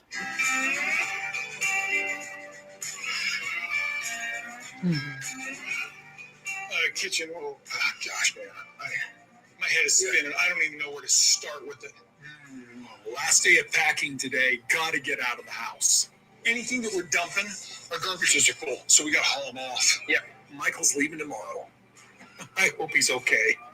Sure appreciate him being here, man. Cheers. Here's to Oh, weird. They found a room for Michael to stay in. By the way, probably not. He's probably staying off site. Or honestly, he's sleeping in Saul's room. Ariola's room. Untouched room. Becky says a neighbor of Janelle said that Peyton is helping with a lot of the physical work on Tata Farm. She needs him and he needs her. Oh, well, that's good then. Okay, good. Some good hard physical work. That'll do him good. I really think he should get into theater, though. I think people, if you guys ever go to his live chat, start suggesting that. It could be like QVC host. Like, I'm dead serious on this. Like, he can talk and talk and talk. It's gotta be like That a is local theater in North Carolina though. He Puts would be on good like at that. Grease. Could be Vince Fontaine in Grease. There. Yeah. All right, let's hear what Michael, the Brown boys, have to say. These cool guys. Two bros. I love this house. I'll be really honest with you. It's just the pain of the experience of living here through COVID and through breakups. Robyn and I have lived in Flagstaff for 6 years. 5 of those years have been in this house. This 5 years have been the 5 years that my family has just eroded, crumbled, and moved on. You haven't seen Jack for what happened. It was very, very painful experience. There was such You haven't seen Jack to change my environment, and that's pain oriented. That's just from pain. Right. That's just something to do with trauma, emotional trauma. And it was right when Robyn finally had sort of an epiphany, where she just went, "I'm done with Coyote Pass." How's she liking being the only wife? Robyn struggled with the whole thing. I mean, she married me under the premise of plural marriage, with the expectation of plural marriage. And when the other wives left, I wondered if my value to her was diminished. Yeah, the other wives married you for that too, Kody. And when you decided to pick a favorite and only protect Robyn, they left. They expected polygamy just like Robyn did. I think with Peyton, I forget what podcast I was listening to that made this point, but like Peyton was in such a specific age where he did have his dad for a good part of his life. Then he got to sit next to his dad when he made that speech, that unfortunate chair. And so he was in such a terrible age, and especially as the only boy in Christine's family, he got to actually experience having a good dad and then having his dad just openly reject him. Immediately. And Christine said Peyton noticed it immediately. It never went back to being equal after Robyn came in. They thought, we need to give her a little more attention for now, but it just never. Yeah, once she moves here, he won't be traveling there every weekend. But it never went back. That's just, I do hope Peyton's okay. He's my birthday buddy. Oh, 1941. Well, next year, just wait. Next year, I can't wait. Sure, being the only wife is great in some ways, but there's also ways that it's not great. This was not the life that I expected. Yeah, it probably sucks. Not the life that I planned for myself. And while I love Kody, I did not ever intend or expect or want to have him to myself. I always wanted to live our marriage. I wanted to live my religion. She can't. We made her covenant on the basis of having. Yeah, it's like started out that way because, I remember growing up, you were the coolest polygamist I knew, right? And then now you're not. It's not a polygamist at all. Right? Because there's a reality of struggle in polygamy that you don't understand unless you're in it. Robyn's still hung up here. She's still like, we could have done this. But you have to deny sort of what your wives feel about it. Yeah, Robyn and Kody could have kept doing it. Yeah, they easily could. Yeah, we know that, Robyn. They've been married pretty much the same amount that her and Preston were before she jumped into the plural marriage. So you can just do it again. Yeah, what were they married? Like 9 years? Okay, well, God. But that was also, she describes that as being in a polygamous marriage. They just hadn't gotten around to it yet. Yeah, like that's wild. Well, Robyn, she came in with the promise of polygamy. Yeah. So did wife one, where they decided that they even wanted to do polygamy before they got married. Meri convinced him to do it. Tricked him into it. Wife 1, 2, and 3 actually lived it. Yeah. All promised each other. Weird. You didn't live it as soon as Robyn came in. Like, he really is stupid. Or does he know that Robyn fucked it up and he just has to defend her? I don't think he does. I think she really is just like so deep in his psyche and fucked him up. Okay, I'm at 1834. It's just a struggle. So it's like other polygamists are watching and they're seeing this and they're going, holy crap, look at this. Like total consummate just dissolving of the family, the craziest, just failure, or whatever. Other people are going, yeah, now they're out of polygamy, hallelujah. And other people are going, yeah, you really botched it. And there's an irony here because Christine told me 15 years ago she hated polygamy. I just didn't know what to do with it. It was a shock to me. I just sort of like shook it off and in a sense ignored it. The biggest mistake I made with the divorce when Christine is leaving and I'm angry, it made me feel like a victim. It was extremely aggressive, but I believe that she needed to do that in order to cut. Yeah, like rip the Band-Aid off. Exactly. Yeah, she needed that, but it made me so angry. I was like, now I can't even talk to her. I still can't talk to her. I still don't want to say her name. I want to forget she existed. Now, let's remind everyone, this is after Garrison has passed. That is crazy to me. That you can say that about her after you've gone through the whole funeral thing. I want to pray she never existed. Yeah. Like he's still I mean, not to over say it. that about any of the wives, like ever in any regard, is crazy. Yeah, that's like just a true. Like you do share kids, and your kids are still young enough to watch this. And she was an amazing wife to you. She was desperate for you to love her even a little bit. Yeah. Like how do you not say that? Because he's living the narrative that Robyn has given him. Like I was wondering today, I'm like, did Kody watch all the seasons? Has he watched all the episodes? Because his ego is so big that I can't imagine that he hasn't watched himself. Because we know that he goes in, he reads social media comments. Love that. So how do you not see that Robyn has, as Maddie is confirmed, is a liar? Like when she said Christine didn't apologize to her. And we have like that scene where they're at the diner where she's there with the baby and Christine is apologizing. And then Robyn went home and said that she said something else completely. And she's like, it wasn't enough. Later. She said it wasn't enough. It was something along the lines of like, I still didn't feel included.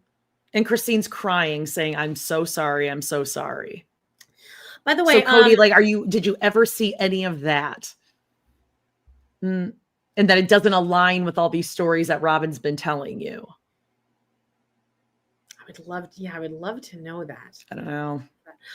By the way, Christine and David were on McKelty's live the other day, and Zuleyska wrote a whole bullet point of all the things in there, and then also highlighted the really good ones. But one of the things on there was that in Christine's book, she says that like everyone got a Claddagh ring or whatever. McKelty then reveals to them that, did you know this? I saw that on TikTok. On TikTok. She said that like Kody just never gave one to her, so she went and bought one herself just so she could feel included. And when she asked about it, Kody said, "No, you need to behave better." And so she bought her own. And then Christine's like, I was told, Robyn told me that Kody got that for you, that your dad bought it. And she's like, no, I got my own. Some people in the comments though were like, no, Christine, you're full of shit. You knew that. But then other people had already gone back to the episode where Christine says like, yeah, your dad's going to buy you one or something. She said that in an episode? I guess like it's in an episode where Kody says he's going to get it and then he didn't, or maybe Robyn said it. I don't know. But I mean, also, I don't know how 100% truthful McKelty is. I think she likes to embellish stories a little bit. Yeah. 1723. And yet I've got to interact with her kids. Her kids, your kids too. Yeah. Our kids. We've got to, so I want to interact with our kids. And now we said it. Somebody made a point that like, that's because that's how Robyn refers to the kids. So he's just used to just referring to them as Janelle's kids, Christine's kids. Because Robyn doesn't, I'm sure Robyn will correct Kody if he says my kids and isn't referring to Dabsarg. Yeah, but like even in that circumstance, you would say like the kids or our kids. I mean, I would think. I mean, like I'm in a situation where like there are certain times and I'll say like, oh, my kids or your kids, but it's more in the it'll be like in a location thing, like, oh, are you picking up your kids from this place? You don't and I'll go pick it as Adam's ex's kids. No, I'm not like a wild thing to say. Yeah, no, I don't use their mom's name. No, you wouldn't. And a lot of the times, I will say our kids or just like the kids. Like, oh, where do we want to? God, that is very weird. I can't imagine that. Julie says, I have to interact with that baby. Yeah. The fun, just to remind you guys that it makes me like Michael better. That I have to go. I have to go. She's about to have that baby. That is from one of those like Kody behind the scenes episodes. It's not in the actual episode with the granola. It's another deleted extra. It's from like they cut that little part out of the main episode, but then when they replayed it in the Kody behind the scenes, they left that in.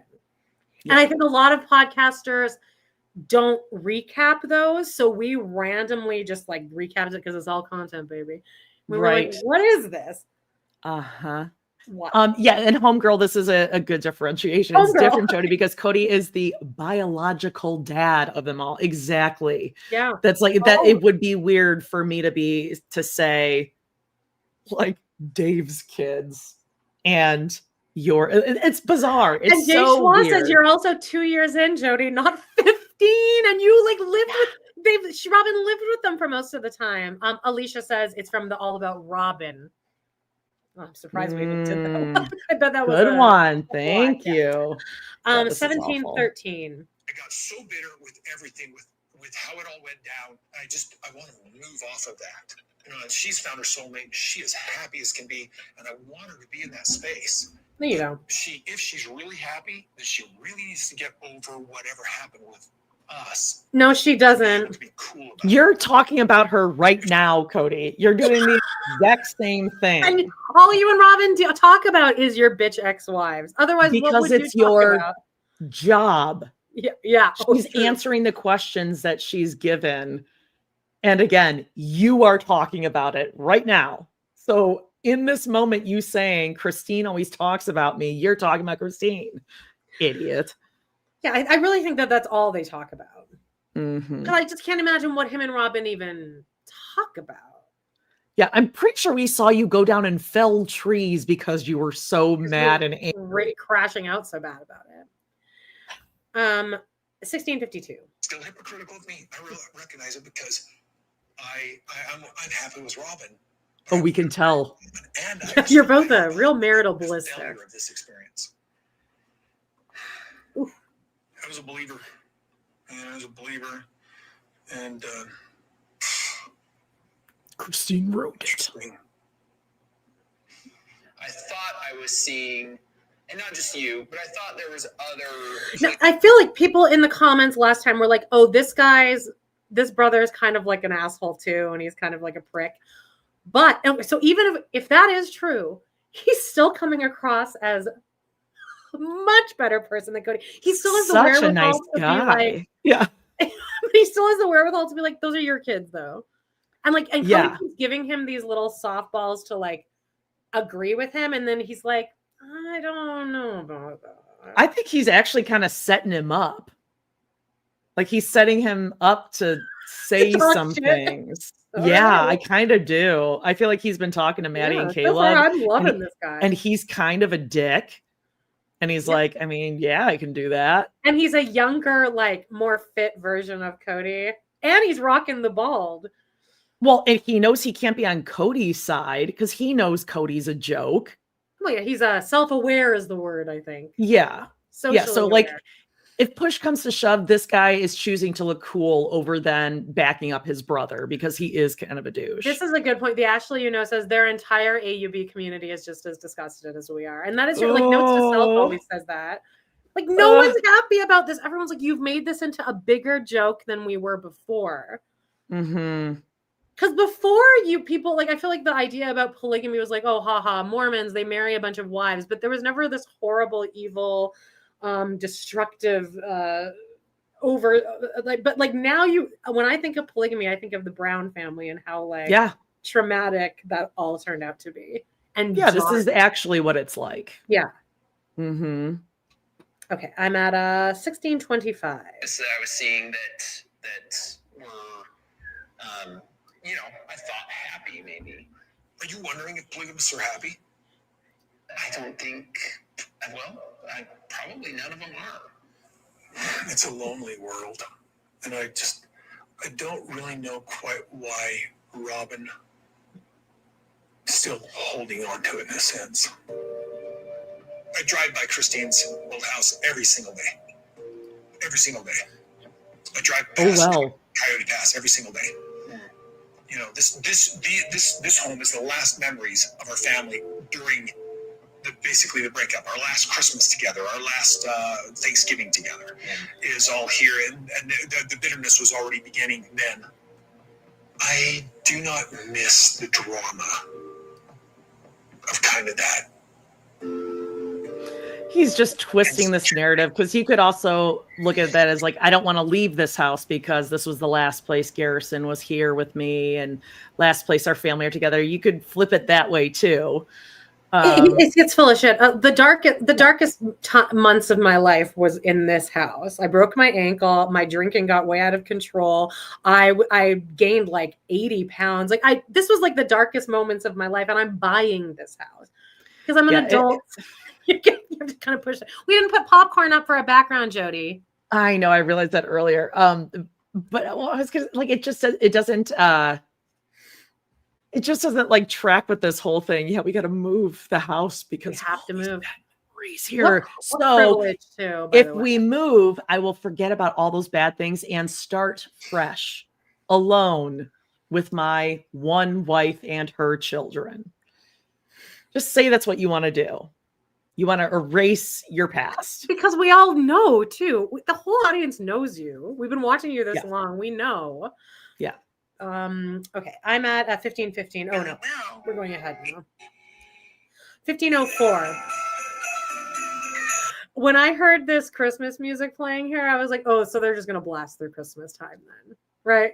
Because we're on weird timeline here. Yeah. Because Kody and Michael are moving in the summer, I believe. Oh, right? Yeah, true.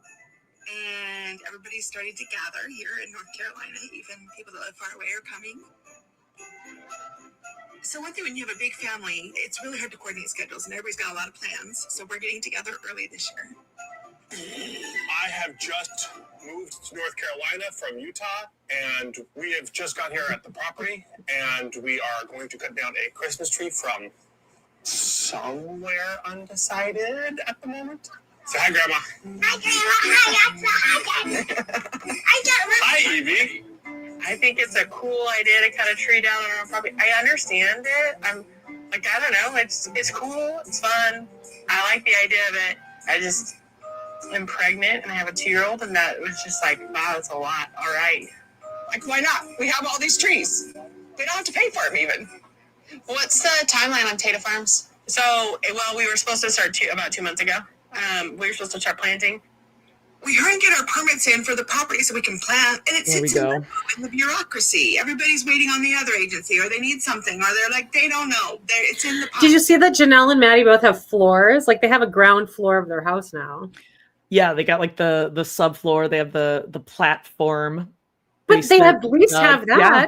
Now they can just keep something. Building, right? Like, there won't be a lot of pauses, I assume now. I mean, I don't know. It probably depends, like, if they pay, like how they're, I mean, if you're paying everything on time, you get all your subcontractors lined up, I'm sure it can go smoothly. Janelle and Maddie thinking they're going to submit their permits in October and be planted in the fall and starting in October. Tell me how that, and that's not like starting the work in October. That's just putting your permit in. Well, they are starting the work in October, as it turns out. Oh, a year later. Yes. On the planting? Oh, no. The build. We have a ground floor. God, I just wish, like, Janelle, like, I don't, you know, it'd be great, like, if she found like a life coach or something that would just be like, here's all your great ideas. This is how we're going to go about it. Jody. What? Certified, I guess. 1348. It's whatever. Like, we're just waiting and waiting and waiting. We put a rush on it with the county at the end of October, and they said 2 weeks. We have now lost our entire fall season. Like, we were going to be planted this fall. I had no idea this year. I thought this year was going to be very different. I thought we were going to move forward with the property. We'd be planting. Coyote Pass would be like, we would agree. We'd sign all the paperwork. It's been a completely frustrating year in those two parts of my life. I can't get any traction. We're just sitting here. So let's go find a tree. All right. Okay, Axel, we're gonna go find a tree. Come on. Well, I mean, there's this one if you want to just see that one that's behind these oak or whatever it is. Okay, so my question is, when you chop it, how are you gonna get it out of the brush? I got a chainsaw. I'm gonna chop away, baby. So at one point we were living in Montana, Yes. and he was cutting down a tree. She's telling, I want to see what you guys think, because when she's telling this story, I feel like she's not saying a lot of how she was actually being a total bitch during this story. Oh, Like, I bet it didn't go down like this, is what I bet she was just. She's just easy breezy. She finds the humor in everything, Amanda. She's fun to be around. Yeah. She's fun and edgy. Like, I imagine if I'm in this high stress situation where I'm cutting down this tree, the last thing I want is Meri making some cunty comments from the sideline. Like, you're gonna knock it over onto the car, Kody. Yeah. We're at 12:55. Let's hear this funny story. Maybe a few trees. I don't even know. Anyway, so we're up in the mountains. And I parked my truck in a certain place, and Mary's like, "That's going to fall on the truck." And I'm like, "No, it's not." I'm pretty sure. He's like, no, it'll be fine. So he does his thing and cuts the little wedge in it and starts falling. And then he realizes, oh. So I cut it down. It falls on the truck. I'm glad he's laughing about it now, but I guarantee you, in the moment, this was because he did it. He's laughing because he did it. It was nothing. If Christine, I wrecked our truck, or Meri, or Janelle, woo-hoo. we're like, no, Kody, you should cut it this way. Yeah. And he does it that way and it falls on the truck. I'm sure he'd just be laughing and laughing. Oh, He and Meri would just think it's so funny. Oh. What I think happened here is that Meri, this was an escalating fight. This wasn't just two words back and forth of, I think it's going to fall on the truck. No, it's not. This was they bickered the entire way there. Yeah. And then it got down to him being like, I'm just going to do it. And then when it did fall over, that Meri had a heyday after that. Oh, but Kody then probably pulled a David, like from last week. It was like, no, this is the fun part of road trips is having a major catastrophe and meeting your deductible on your car insurance. That's the best part about a road trip, don't you know? Sure. 12:31. I'm sure Janelle just started walking home. The one right in front of you, Maddie. Like, that one I think is the best.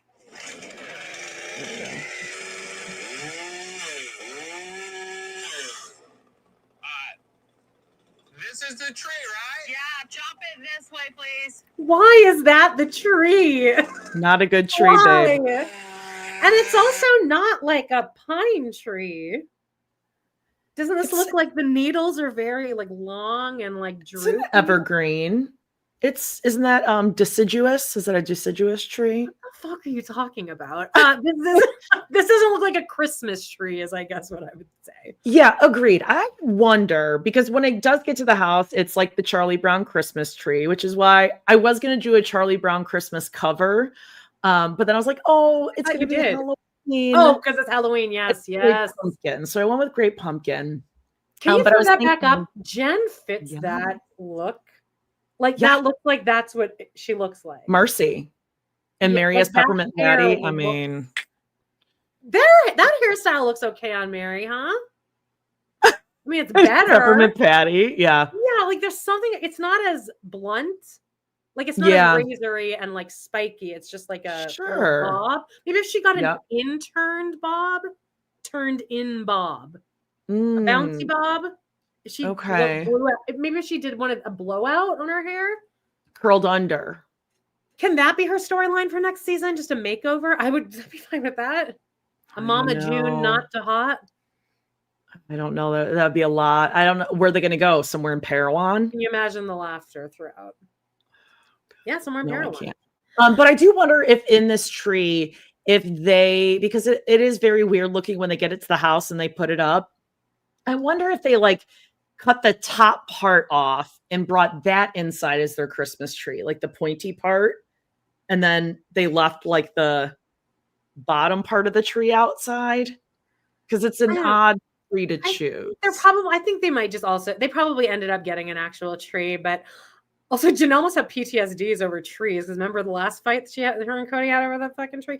But I feel like this is more of just a symbol. It's like a symbolic of, it's our first year at Tata Farm. So, Also, it takes about 6 adults and 5 children to come cut down this one ill-sized tree. However, they thought they would be passing their permit and planting 2 weeks last fall. Again, God. 3 vehicles, I think 6 adults, 4 or 5 kids. Okay. I'm at right on top of that, Rose. 1207.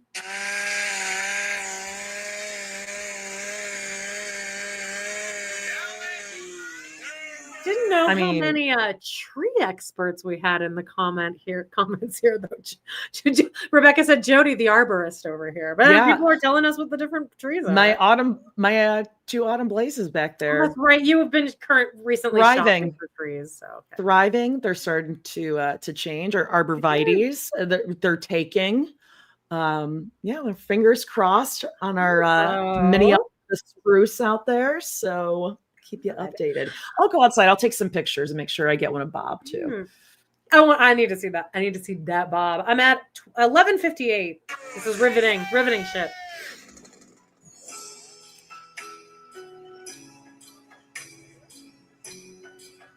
So yeah, this is the first tree we've actually cut down on our property. Good job. Hayden's here, Savannah's here. It feels like, wow, there's actually like a family. There's family here now. Wow, look at that. Oh, this is cute. That was that warmed my heart. Just Hayden carrying the tree with the 3 kids. That's like super cute. Core memories, I think they call it, right? It is. That's really sweet. Next girl dinner trees. Different types of trees. Brussels sprouts grow on trees, and like kale looks like it kind of like grows on trees too. I was thinking, I've been spinning an idea in my head this whole time that I want a girls' dinner where I just cast Hayden as different characters in different musicals.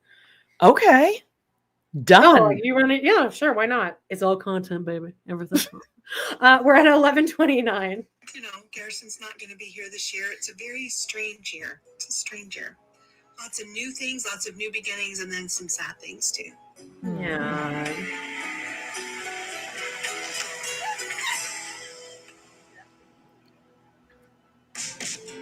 Okay, we're back in flag.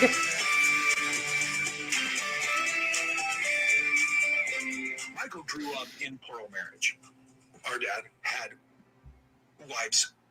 He's not allowed to say 3 wives. He's been expecting to be in plural marriage.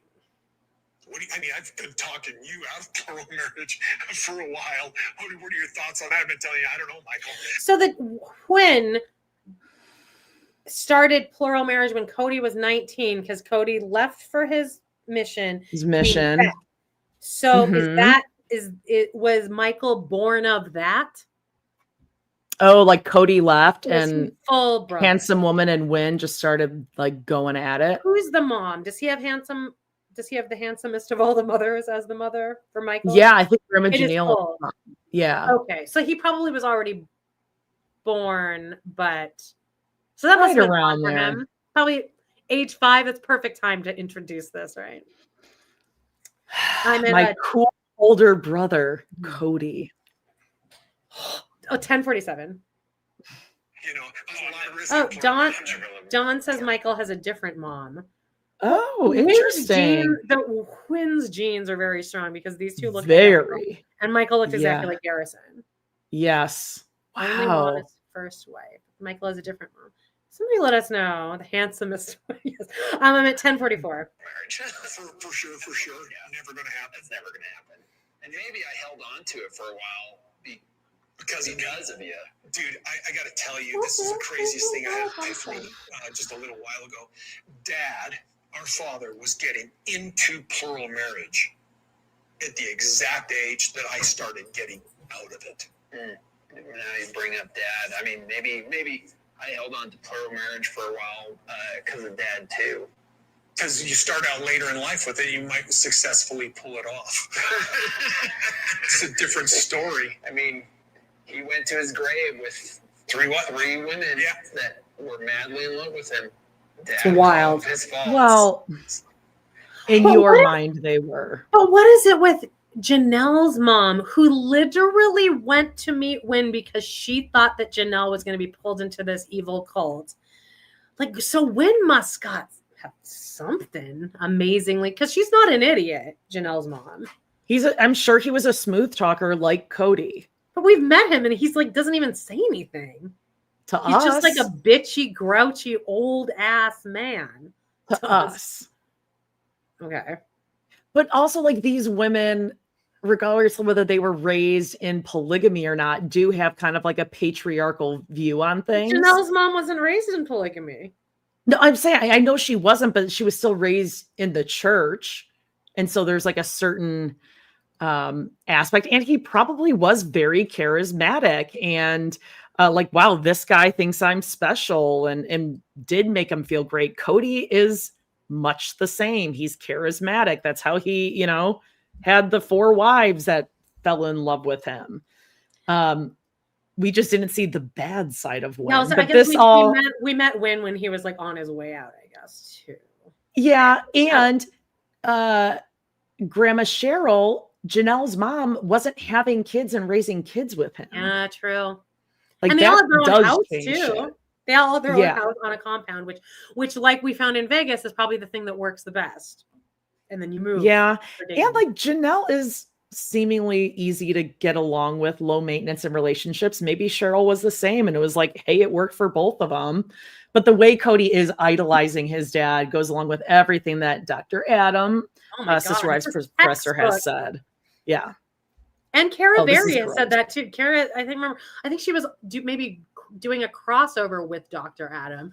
And she said, everyone thinks Kody is gay, but I just don't think it's gay. It's all just like Wynn. It's all just like daddy issues more than it is that he's gay. I think it's both. He's a little both. I think he has some like maybe. Yeah. And actually Meri says something, I think, in this episode. Like, I think he's trying to hide something or something. And I thought she was maybe kind of alluding to. Because he knew about the college incident with the finger in the butt. Yeah. Do not talk about my sexuality or the Declaration of Independence. There you go. Somebody in the comments wanted you to say that earlier. Aww.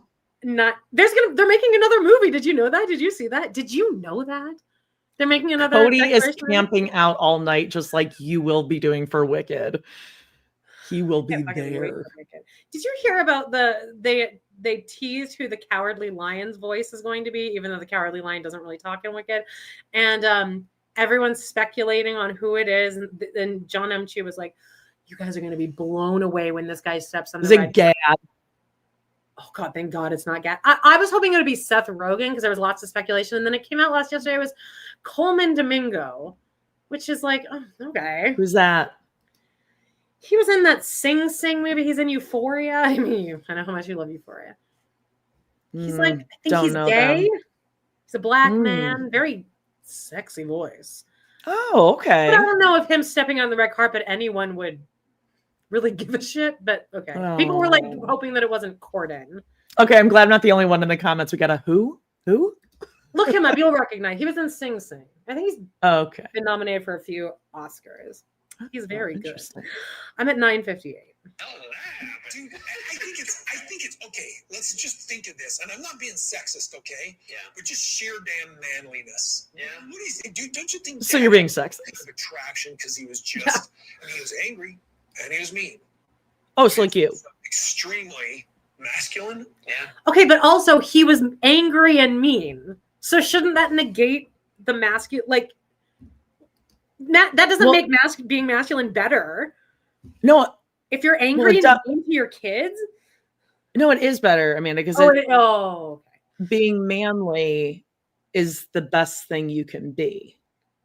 That's why he doesn't want to be sexist, Jody. If you're mean and angry, but you're really manly, then like obviously that's what we're gonna go for. Yeah, I think Michael is also like yes, yeah, and Michael knows what he's doing. Mm-hmm. Yep. I like him as Michael. I'm at 9:40. Macho, and he was a cowboy. And that guy in the rain with a cowboy hat on, leading a horse, women were going hubba hubba. Janelle's I think mom you were going hubba hubba. my dad. She thinks it was love, and I think it Handsome was woman. just raw attraction. She saw a 53-year-old This is so man disrespectful. busting his ass, and it turned her on. And I'm not trying to be crass. That was raw attraction. Gross. Okay, stop right there. So, It's like she was horny. so Jenny from Senior Perspective was said in that same video where Nathan and Rebecca gave an interview to like a secret informant, basically. They had said that Kody made Grandma Cheryl's funeral like upset a lot of people or made it very awkward. Like he upset a lot of people. He made it awkward. Didn't they talk about that in the show? Because they addressed the funeral. They addressed that he went. And that Yes, Robyn and then didn't go. Peyton did let it slip a couple of seasons ago that like he didn't want you to go to Grandma Cheryl's funeral. To Christine. Cody didn't want Cody told Christine not and the kids not to go to that funeral. Well, apparently something happened. And if it was anything along the lines of that, because I could see Cody being like, I would like to eulogize Cheryl. She was very important to me and say shit like this. Because from what we've seen of Cheryl, it doesn't seem like she would be the type of woman that would want you talking about how horny she was when she met who she even says was like the love of her life. That is so disrespectful. And would you be talking about Grandma Janelle's wet nether region? Like my basically saying God. it was just that. It was not a connection or a chemistry or an intellectual She saw him attraction. riding that horse and her basement was flooded and she wanted to ride that. Hubba hubba, she went. The women were all what they say, save a horse, ride a win. Like that's disgusting. And also she's not your mom. You don't get to talk about her like that. She's not your mom. Ex-wife's now dead mother. Yeah, even though technically she is your mom, but like, she's not your mom. You don't talk about her like that. She didn't raise you in any way. You were gone. You were gone. Yeah, and where did you get this story besides your imagination? Where did you hear that she was so attracted to him? Because I don't think Wynn was telling him this. Wynn didn't seem like he really did a lot of girl talk with his kids or talked to his kids. Oh, well, especially not Kody. And that's why Kody is so like has a hard on for his dad. He's not masculine enough for Wynn. I'm sure Wynn told him that all the time.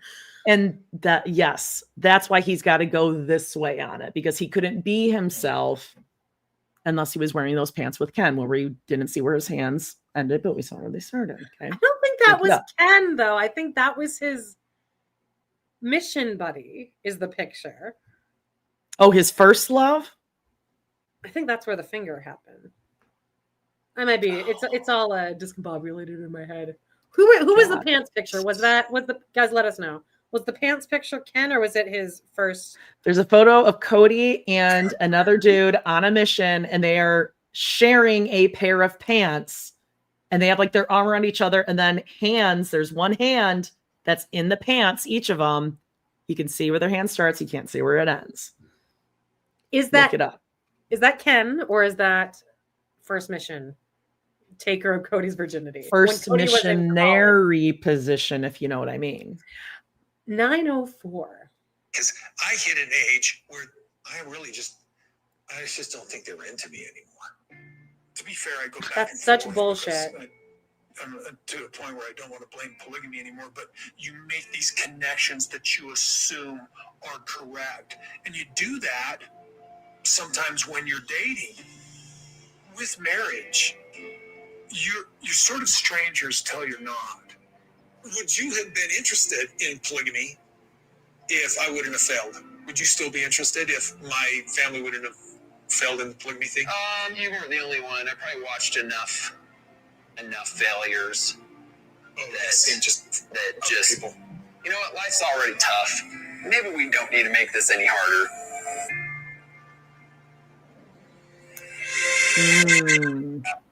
Thank you. Oh God, I forgot about this prayer circle.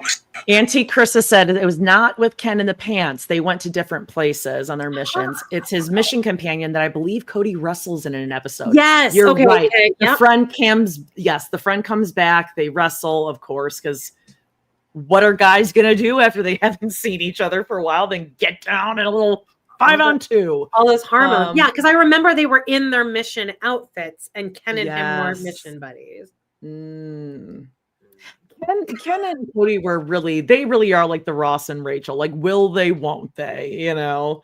Then finally, it was like, we just, you know, it's just not meant for them in this life. Ken sucks. The next one. All right, let's see. Where are we here? Well, now my phone. Okay, hang on. 7:50.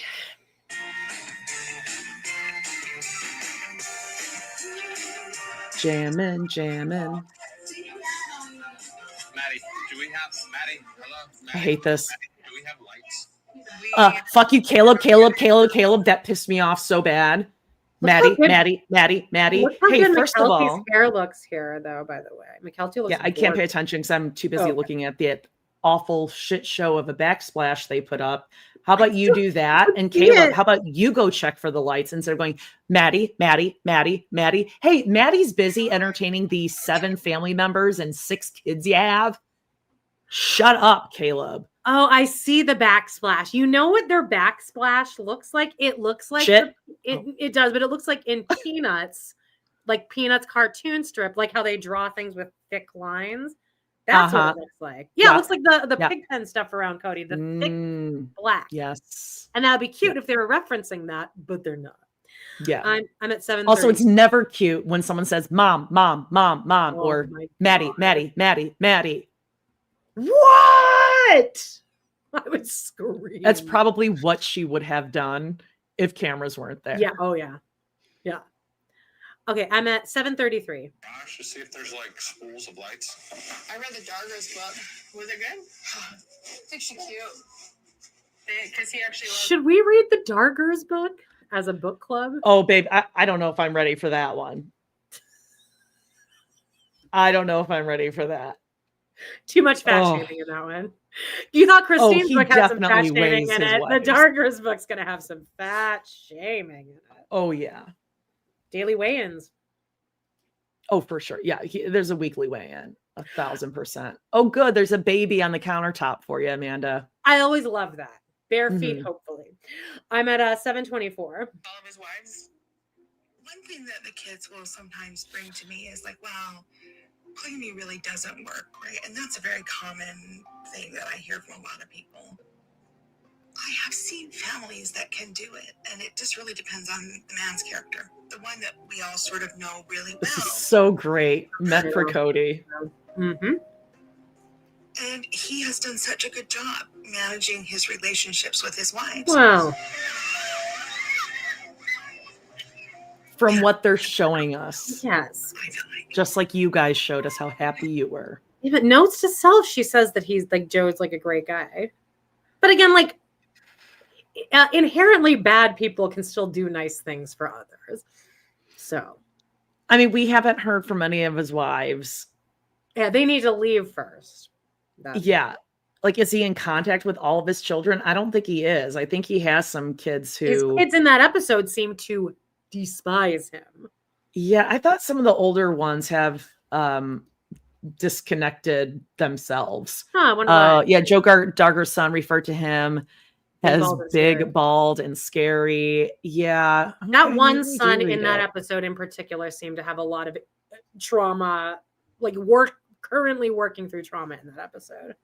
Darker's Colton Winder. Yeah, nobody's Colton Winder. Oh, nobody will ever be Colton Winder. Nobody has ever done it more for religion than Colton Winder. Boy, I really overdid it on that angel food cake and whole milk after dinner. A little spicy. I think I should go lay down with a warm glass of milk. Jody, remember when that girl flew in and she had that ponytail?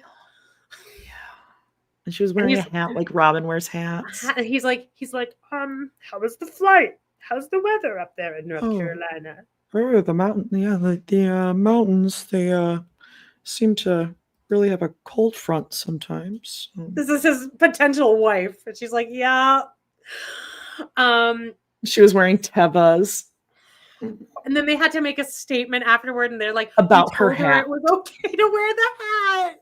We told her it was okay to wear the hat. That was So, because the TLC started at her feet when she got out of the car and did a man up.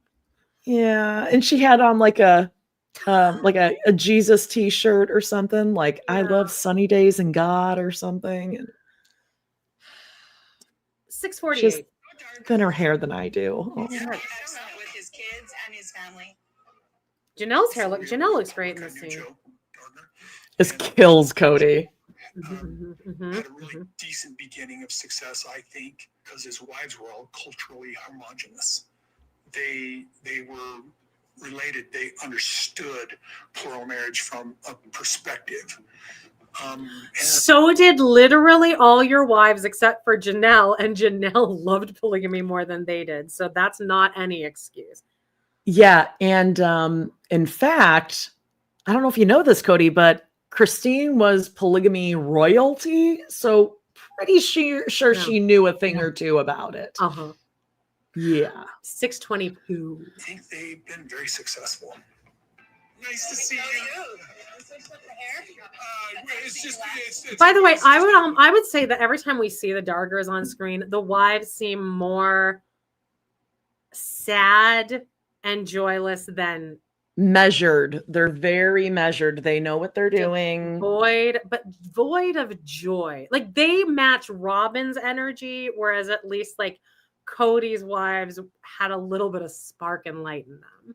Oh yeah, like, no, there's nothing. Very sad and just joyless. Yeah, I don't believe they're all so happy that they all look to the Dargers. I think all of those women probably know that too. But they know it's going to get under Kody's skin, and that's what we're going for. I'm okay with that. 6:14. That's why I want to find the statement that Joe put out about Kody. As before, so Joe married Alina and Vicky forever ago, and then years and years later, Val married Joe. That's Vicky's sister. There's architects and there's firemen. Architect, you have a plan, you have a master plan. You don't deviate from that, but you have a plan. And then there's firemen who are just constantly putting out fires and rescuing and putting out fires and stuff. And Kody was a fireman and Joe was an architect. But I think what it was so good. I felt like I was devoted to our family and to plural marriage. But then I struggled to be devoted specifically to every single. Oh my God, this picture of them, the girls laughing and Meri's tooth. I'm so sorry. I'm so sorry. No, you must. It's real bad. Zooming in on Meri. She's been freaking hilarious since then. Oh, and Christine does not look good either. They're all laughing except Janelle's like, oh, I'll just smile. Yeah, Janelle. They're all laughing. Janelle, smile. Nope. That's all she's doing. Every photo. It's 5:35. Wife and vice versa. I don't think the wives were devoted to me or to each other as a whole. Got a great idea. You got it? Do you? All right, here we go. We're going to Meri and underage girl. Oh. You can't hang any decorations on this tree. Like, what are you doing with this? I mean, I guess if you tried to make it look like a Charlie Brown Christmas tree on purpose, then yeah. Like loose lights. Do you see what I'm saying though? Like it just looks like the bottom part of the tree because it was much taller before. Are they taking this inside? I think maybe they cut off the top and they brought the top in as a Christmas tree and this bottom part they're leaving out. All right. The J Squad set up there. The Dargers are probably like, why the fuck are you talking about us right now? Yeah. What do we have to do with this? Me? Yeah. Us? You know me? 5:15. Be on the farm, so we're going to bring the farm to us this year. God, you guys are crazy. Who does this? This does not look redneck at all. No, it looks pretty all right. Are you being sarcastic? Oh yeah, they did. They did do that. Decorating is magical. It's a good memory. It's a good tradition. I would love to be part of the cutting down process next time. This is going to be a Charlie Brown Christmas tree. That's a problem. Charlie Brown was terrible. No, it wasn't. It was a terrible Christmas tree. What it symbolizes is the cool thing. God, Janelle looks gorgeous here. Property, right? Come on, I think it's okay. It's fine. It's cute. And you know what? It kind of like is perfect for Janelle. Like that's perfect. It's like it's fine. It's classic Janelle. It's good. Exactly. It's fine. It's fine. I love it. It's fine. Actually, This should just be the mantra of Janelle's life. It's fine, just leave it. Yeah, it's just like it's fine, just leave it. Don't touch it again. It's fine. Leave it. I'm good. 4:36. We're almost done. Look, it's a symbol. It's a symbol. And that's good enough. Pretty, huh? That's good enough. This, I feel like, kind of ties us to that property for this Christmas. Because now, next Christmas and all the Christmases after, we will be on the farm. Actually, I was like Jay Schwa. It's free. It's free. It's free. I love it. It's free. We'll take I it. think we got everything. We gotta get out of here, yeah. On everything. This is the last time in the house. Time to go move into our even bigger mansion. Now, what is Robyn wearing here? It's like a sailboat top. It's like a crop top, or is it tucked in? Yeah, I don't know. It is Whoa, a it is a crop- sailboat theme. No, it's tucked in. It looks like a crop top, but it's tucked in. I don't they mind that Oh, shirt until I realize it's like Americana theme, like stars and stripes. I don't love that, but I don't mind the shirt. I like a nautical print. Okay, but not this one. Not this. This is very Quacker Factory QVC. Actually, I mean, she probably did get it from QVC. I mean, of course she did.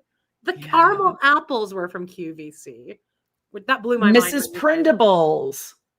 Mrs. Printables, David Venable. That's one of his favorite things. It was always on the in the kitchen with David segment, and he takes a bite of the apple and he pulls the caramel and he crosses his eyes like Nathan. He goes, crosses his eyes like Nathan, catching straight. I think I sent you. I caught David Venable on a QVC live on TikTok, and I sent it to you. I see it. I see the Peyton energy. I would love to see Peyton's take on a Mrs. Printables. That guy is caramel gay, apple. right? Like openly gay. Well, I David mean, Venable? Does he say that he's straight? Google him and you can pull up some old photos of him like on cruises, and he was like he was kind of like a ripped bear back in the day. Yeah. Okay, let's check out this. Like, this is like they are on. Okay, sounds like rubbing around on the carpet, making weird sounds. They're like milling about as if they're having like a poor Christmas. Like, we're so sad. Mm-hmm. Tiny Tim. Here comes Solomon, Tiny Tim. You know, Yeah. they're gonna look for a morsel of food in the sad, sad kitchen. All right, let's see. Solomon's more Colin from Secret Garden. Oh, yes. In an old timey wheelchair. Like Yeah. FDR. It always haunts me. This house, it always haunts me. Hey, guys, are you Haunts you? Oh, good. Areola. Breaking the fourth picking her wall. nose. Oh, don't worry. I have photos. Oh, good. I can't wait to take a closer look at it. Oh, God. Yep. Here's Areola again. Are you Jim from The Office? Because you're looking right at the camera. You were born here. You know not to look down the lens. And there she is in her eyes. She's chewing her gum. And then a fingies akimbo through the nostrils. Girl. She's mining for something, all right. And it's not for the silica behind their new house. And Cody's It's for not even like boogers. grabbing her hand to push away. So I just assume they probably just let them do that. Yeah, well, I mean, we know they let Aurora because we saw her. I mean, you caught it, picked it, saved it for later. She was craving it, dug it out from behind her thumbnail. Yum, yum. Speaking of Aurora, that's Brianna. Nope. Oh, Look to the left, babe. She's wearing those same. I saw fucking somebody say that jeans. those pants are like $1,200 or something like that. What? Maybe not 1,200, but they're like really expensive. Like they're from, I think, online, and they're really expensive. Okay, well, that pisses me off because first of all, they ugly, and she's always wearing them. In every photo you sent, besides the ones of her as a cowgirl, she's wearing those fucking jeans. She wears them to church every time she goes to church. she wears Embroidered them. jeans. I owned a pair of embroidered jeans in college. I got them from Dress Barn. Yeah, look, she's wearing them there. Oh man, and her smooth. And are they in the go away Aurora? Or we can't tell. No, I think she's got on some slick blacks. In Well, she was wearing them when she chose her church anyway. So, okay. I'm at 350, and like the finger is in the nose. Just it's up there. Yep. I'm at 350. See, just watch. They're all wearing Yellowstone gear. I don't know how I feel. Really? Yeah. I don't know. I'm just Oh my God, Ariella. remorse. Yeah. Ariella May. Just shaking it off, shaking it off. Every Please. Christmas, every holiday, every birthday, everything. It feels like this sort of poison in me all the time. Just this loss of this. So Right. I'm like going, So pick up the phone. Yeah. I'm finally going to get Thanksgiving and a Christmas where I'm not poisoned by the memory of the past. Of your children? Your own choices too. You're not He needs by the somebody of memory. authority to tell him your kids don't owe you an apology. I think somebody needs to tell him that because he's No, waiting for an apology. You reach out to your kids. Only you too. This isn't going to be all apologize to you if you also apologize to me. It is, they don't owe you shit. No, and even if you don't think you owe them an apology, if that's what they need to move on and have a relationship with you, then swallow your fucking pride and say, I am so sorry. I hurt your feelings. Leave it at that. It's not that hard either. It feels And rebuild good, your relationship. Yeah. Even if you feel don't really mean good. it. Even if you don't mean it, because you're Yes. making someone else feel good. Yeah, and you love your kids and you want to have a relationship with them. Not, I need to move from the house so that I can erase the bad memories of my family that I've had for 30 years. Right. That's disgusting. 308. Ugh.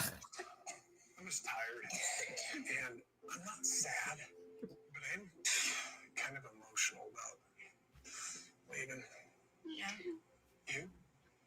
Because you guys always have to be emotional and sad about something. Yeah, everything. Yeah, nothing can be happy. Thank you for the blessings and for the special memories that we've shared here. Thank you for this beautiful home that has been our haven, our safety from the outside. I thought you just said it was so awful. Now it's a haven. Shared times and the shared memories.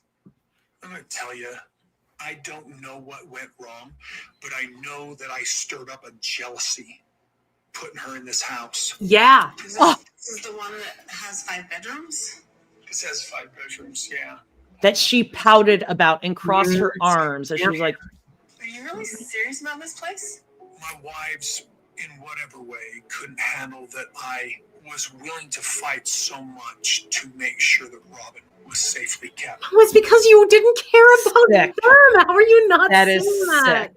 It is. Meanwhile, Janelle and Savannah were in a trailer for a year.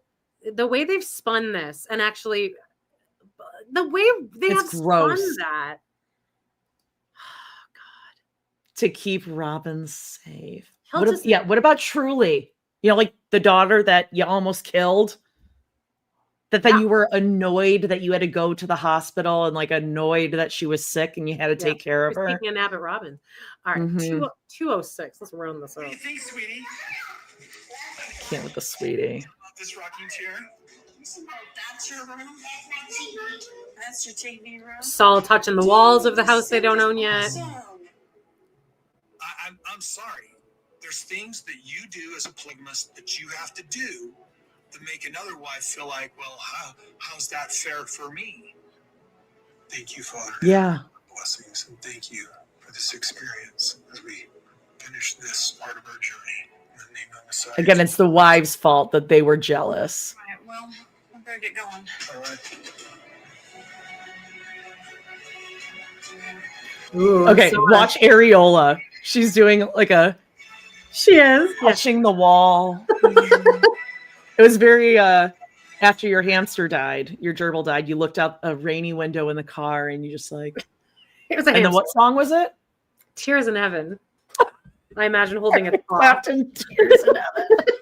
So, I kind of did my own goodbye by myself. Robyn did her own goodbye. She like put a curse on the house. It's one of the last Mhm. places. She took one more chicken lo mein shit in the house. Yeah, right. Yeah. Her tiny tum tum. All right, let's see what's next week. We get to meet Brody. Rhymes with Grody. What you really need is to be on Farmers Only. Oh yeah. Shut up, David. It's not gonna go date. Yeah. How much longer are we going to do this? How much longer until you just realize that he's an ass? There shouldn't be Okay. any You know what? reason. I got upset there because I thought that Jen was being like funny about like dating, but they're gonna talk shit on Kody there. So fine. I'll let you say whatever you want there. Am I hating on America? When was I hating on America? Well, Because the Americana t-shirt. Well, it's Robyn. We're It's bitch skating eating on- crackers. Like, Yeah, on the shirt. I'm at 20. Oh, sorry. We're not all four of us as equal owners. Repeat after me. You do not control me. You don't control me. Ooh, comb your hair. Comb your hair. You comb your fucking hair, Jen. It's a crazy Yeah. thing to say when your hair is never brushed, but okay. both of them. Yeah, Brody's coming over. You know the guy that I've been dating for a while? He asked me to be his girlfriend, and I said yes. You're 23. The entire family is waiting. They're all dressed up. Also, did you catch the horde that's already begun in the dining room? Yeah. Of all the shit that Robyn's bought online. So she's been dating this guy, but he just asked her to be his girlfriend. Yeah, is this like 1946 or something? Yeah, we're Will you be my gal, my special gal? He's gonna put a pin on her. God. Well, that's it. This is gonna be great. I can't wait for this. Kody's gonna be so fucking horned up because he hasn't done this in a while. Or they'll really clash. But it looks like they're still together. So I think Kody would have broke them up earlier. Hey, everyone, do us a favor if you haven't. Press that little thumbs up if you are here. We know some more of you can do that. It's not going to bug you. We're not going to bother you. Just give us a little thumbs up. Leave us a 5-star review. Remember, check out and subscribe to We Love to Hate Everything wherever you listen to your podcast, or subscribe here on the channel. Set reminders whenever we go live or a new episode drops. Every Tuesday, noon Central for a watch along, and every Friday, 10 a.m. Central for Browntown, where we talk all about what the Browns were up to on social media this week. Check out Pod in the City, Hot Topics, Patreon. What else, Amanda? Just stick around, wait for this video to load, and make sure you leave a real comment and click that hype. You can give us all 3 of your hypes if you want. Hype. And I think that's it. Just like, be cool. Don't be like, oh, I'm not cool. And because we love you guys. You're adults. Yeah, you're adults. Bye. I almost press end again. I always do that. Bye.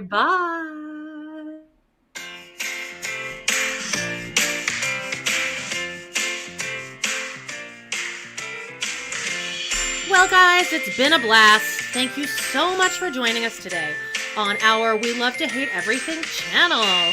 Please do not forget to hit that subscribe button. Give us a like or even a comment, and click on that bell if you want notifications, because you never know when we might pop up and go live. Please check out our other 2 podcasts on Patreon, where we snark on even more TV, movies, and pop culture. We got Total Request Podcast. That's patreon.com/trpod. And We Love to Hate TV. Patreon.com/Love to Hate TV. Thanks again, and we will see you next time.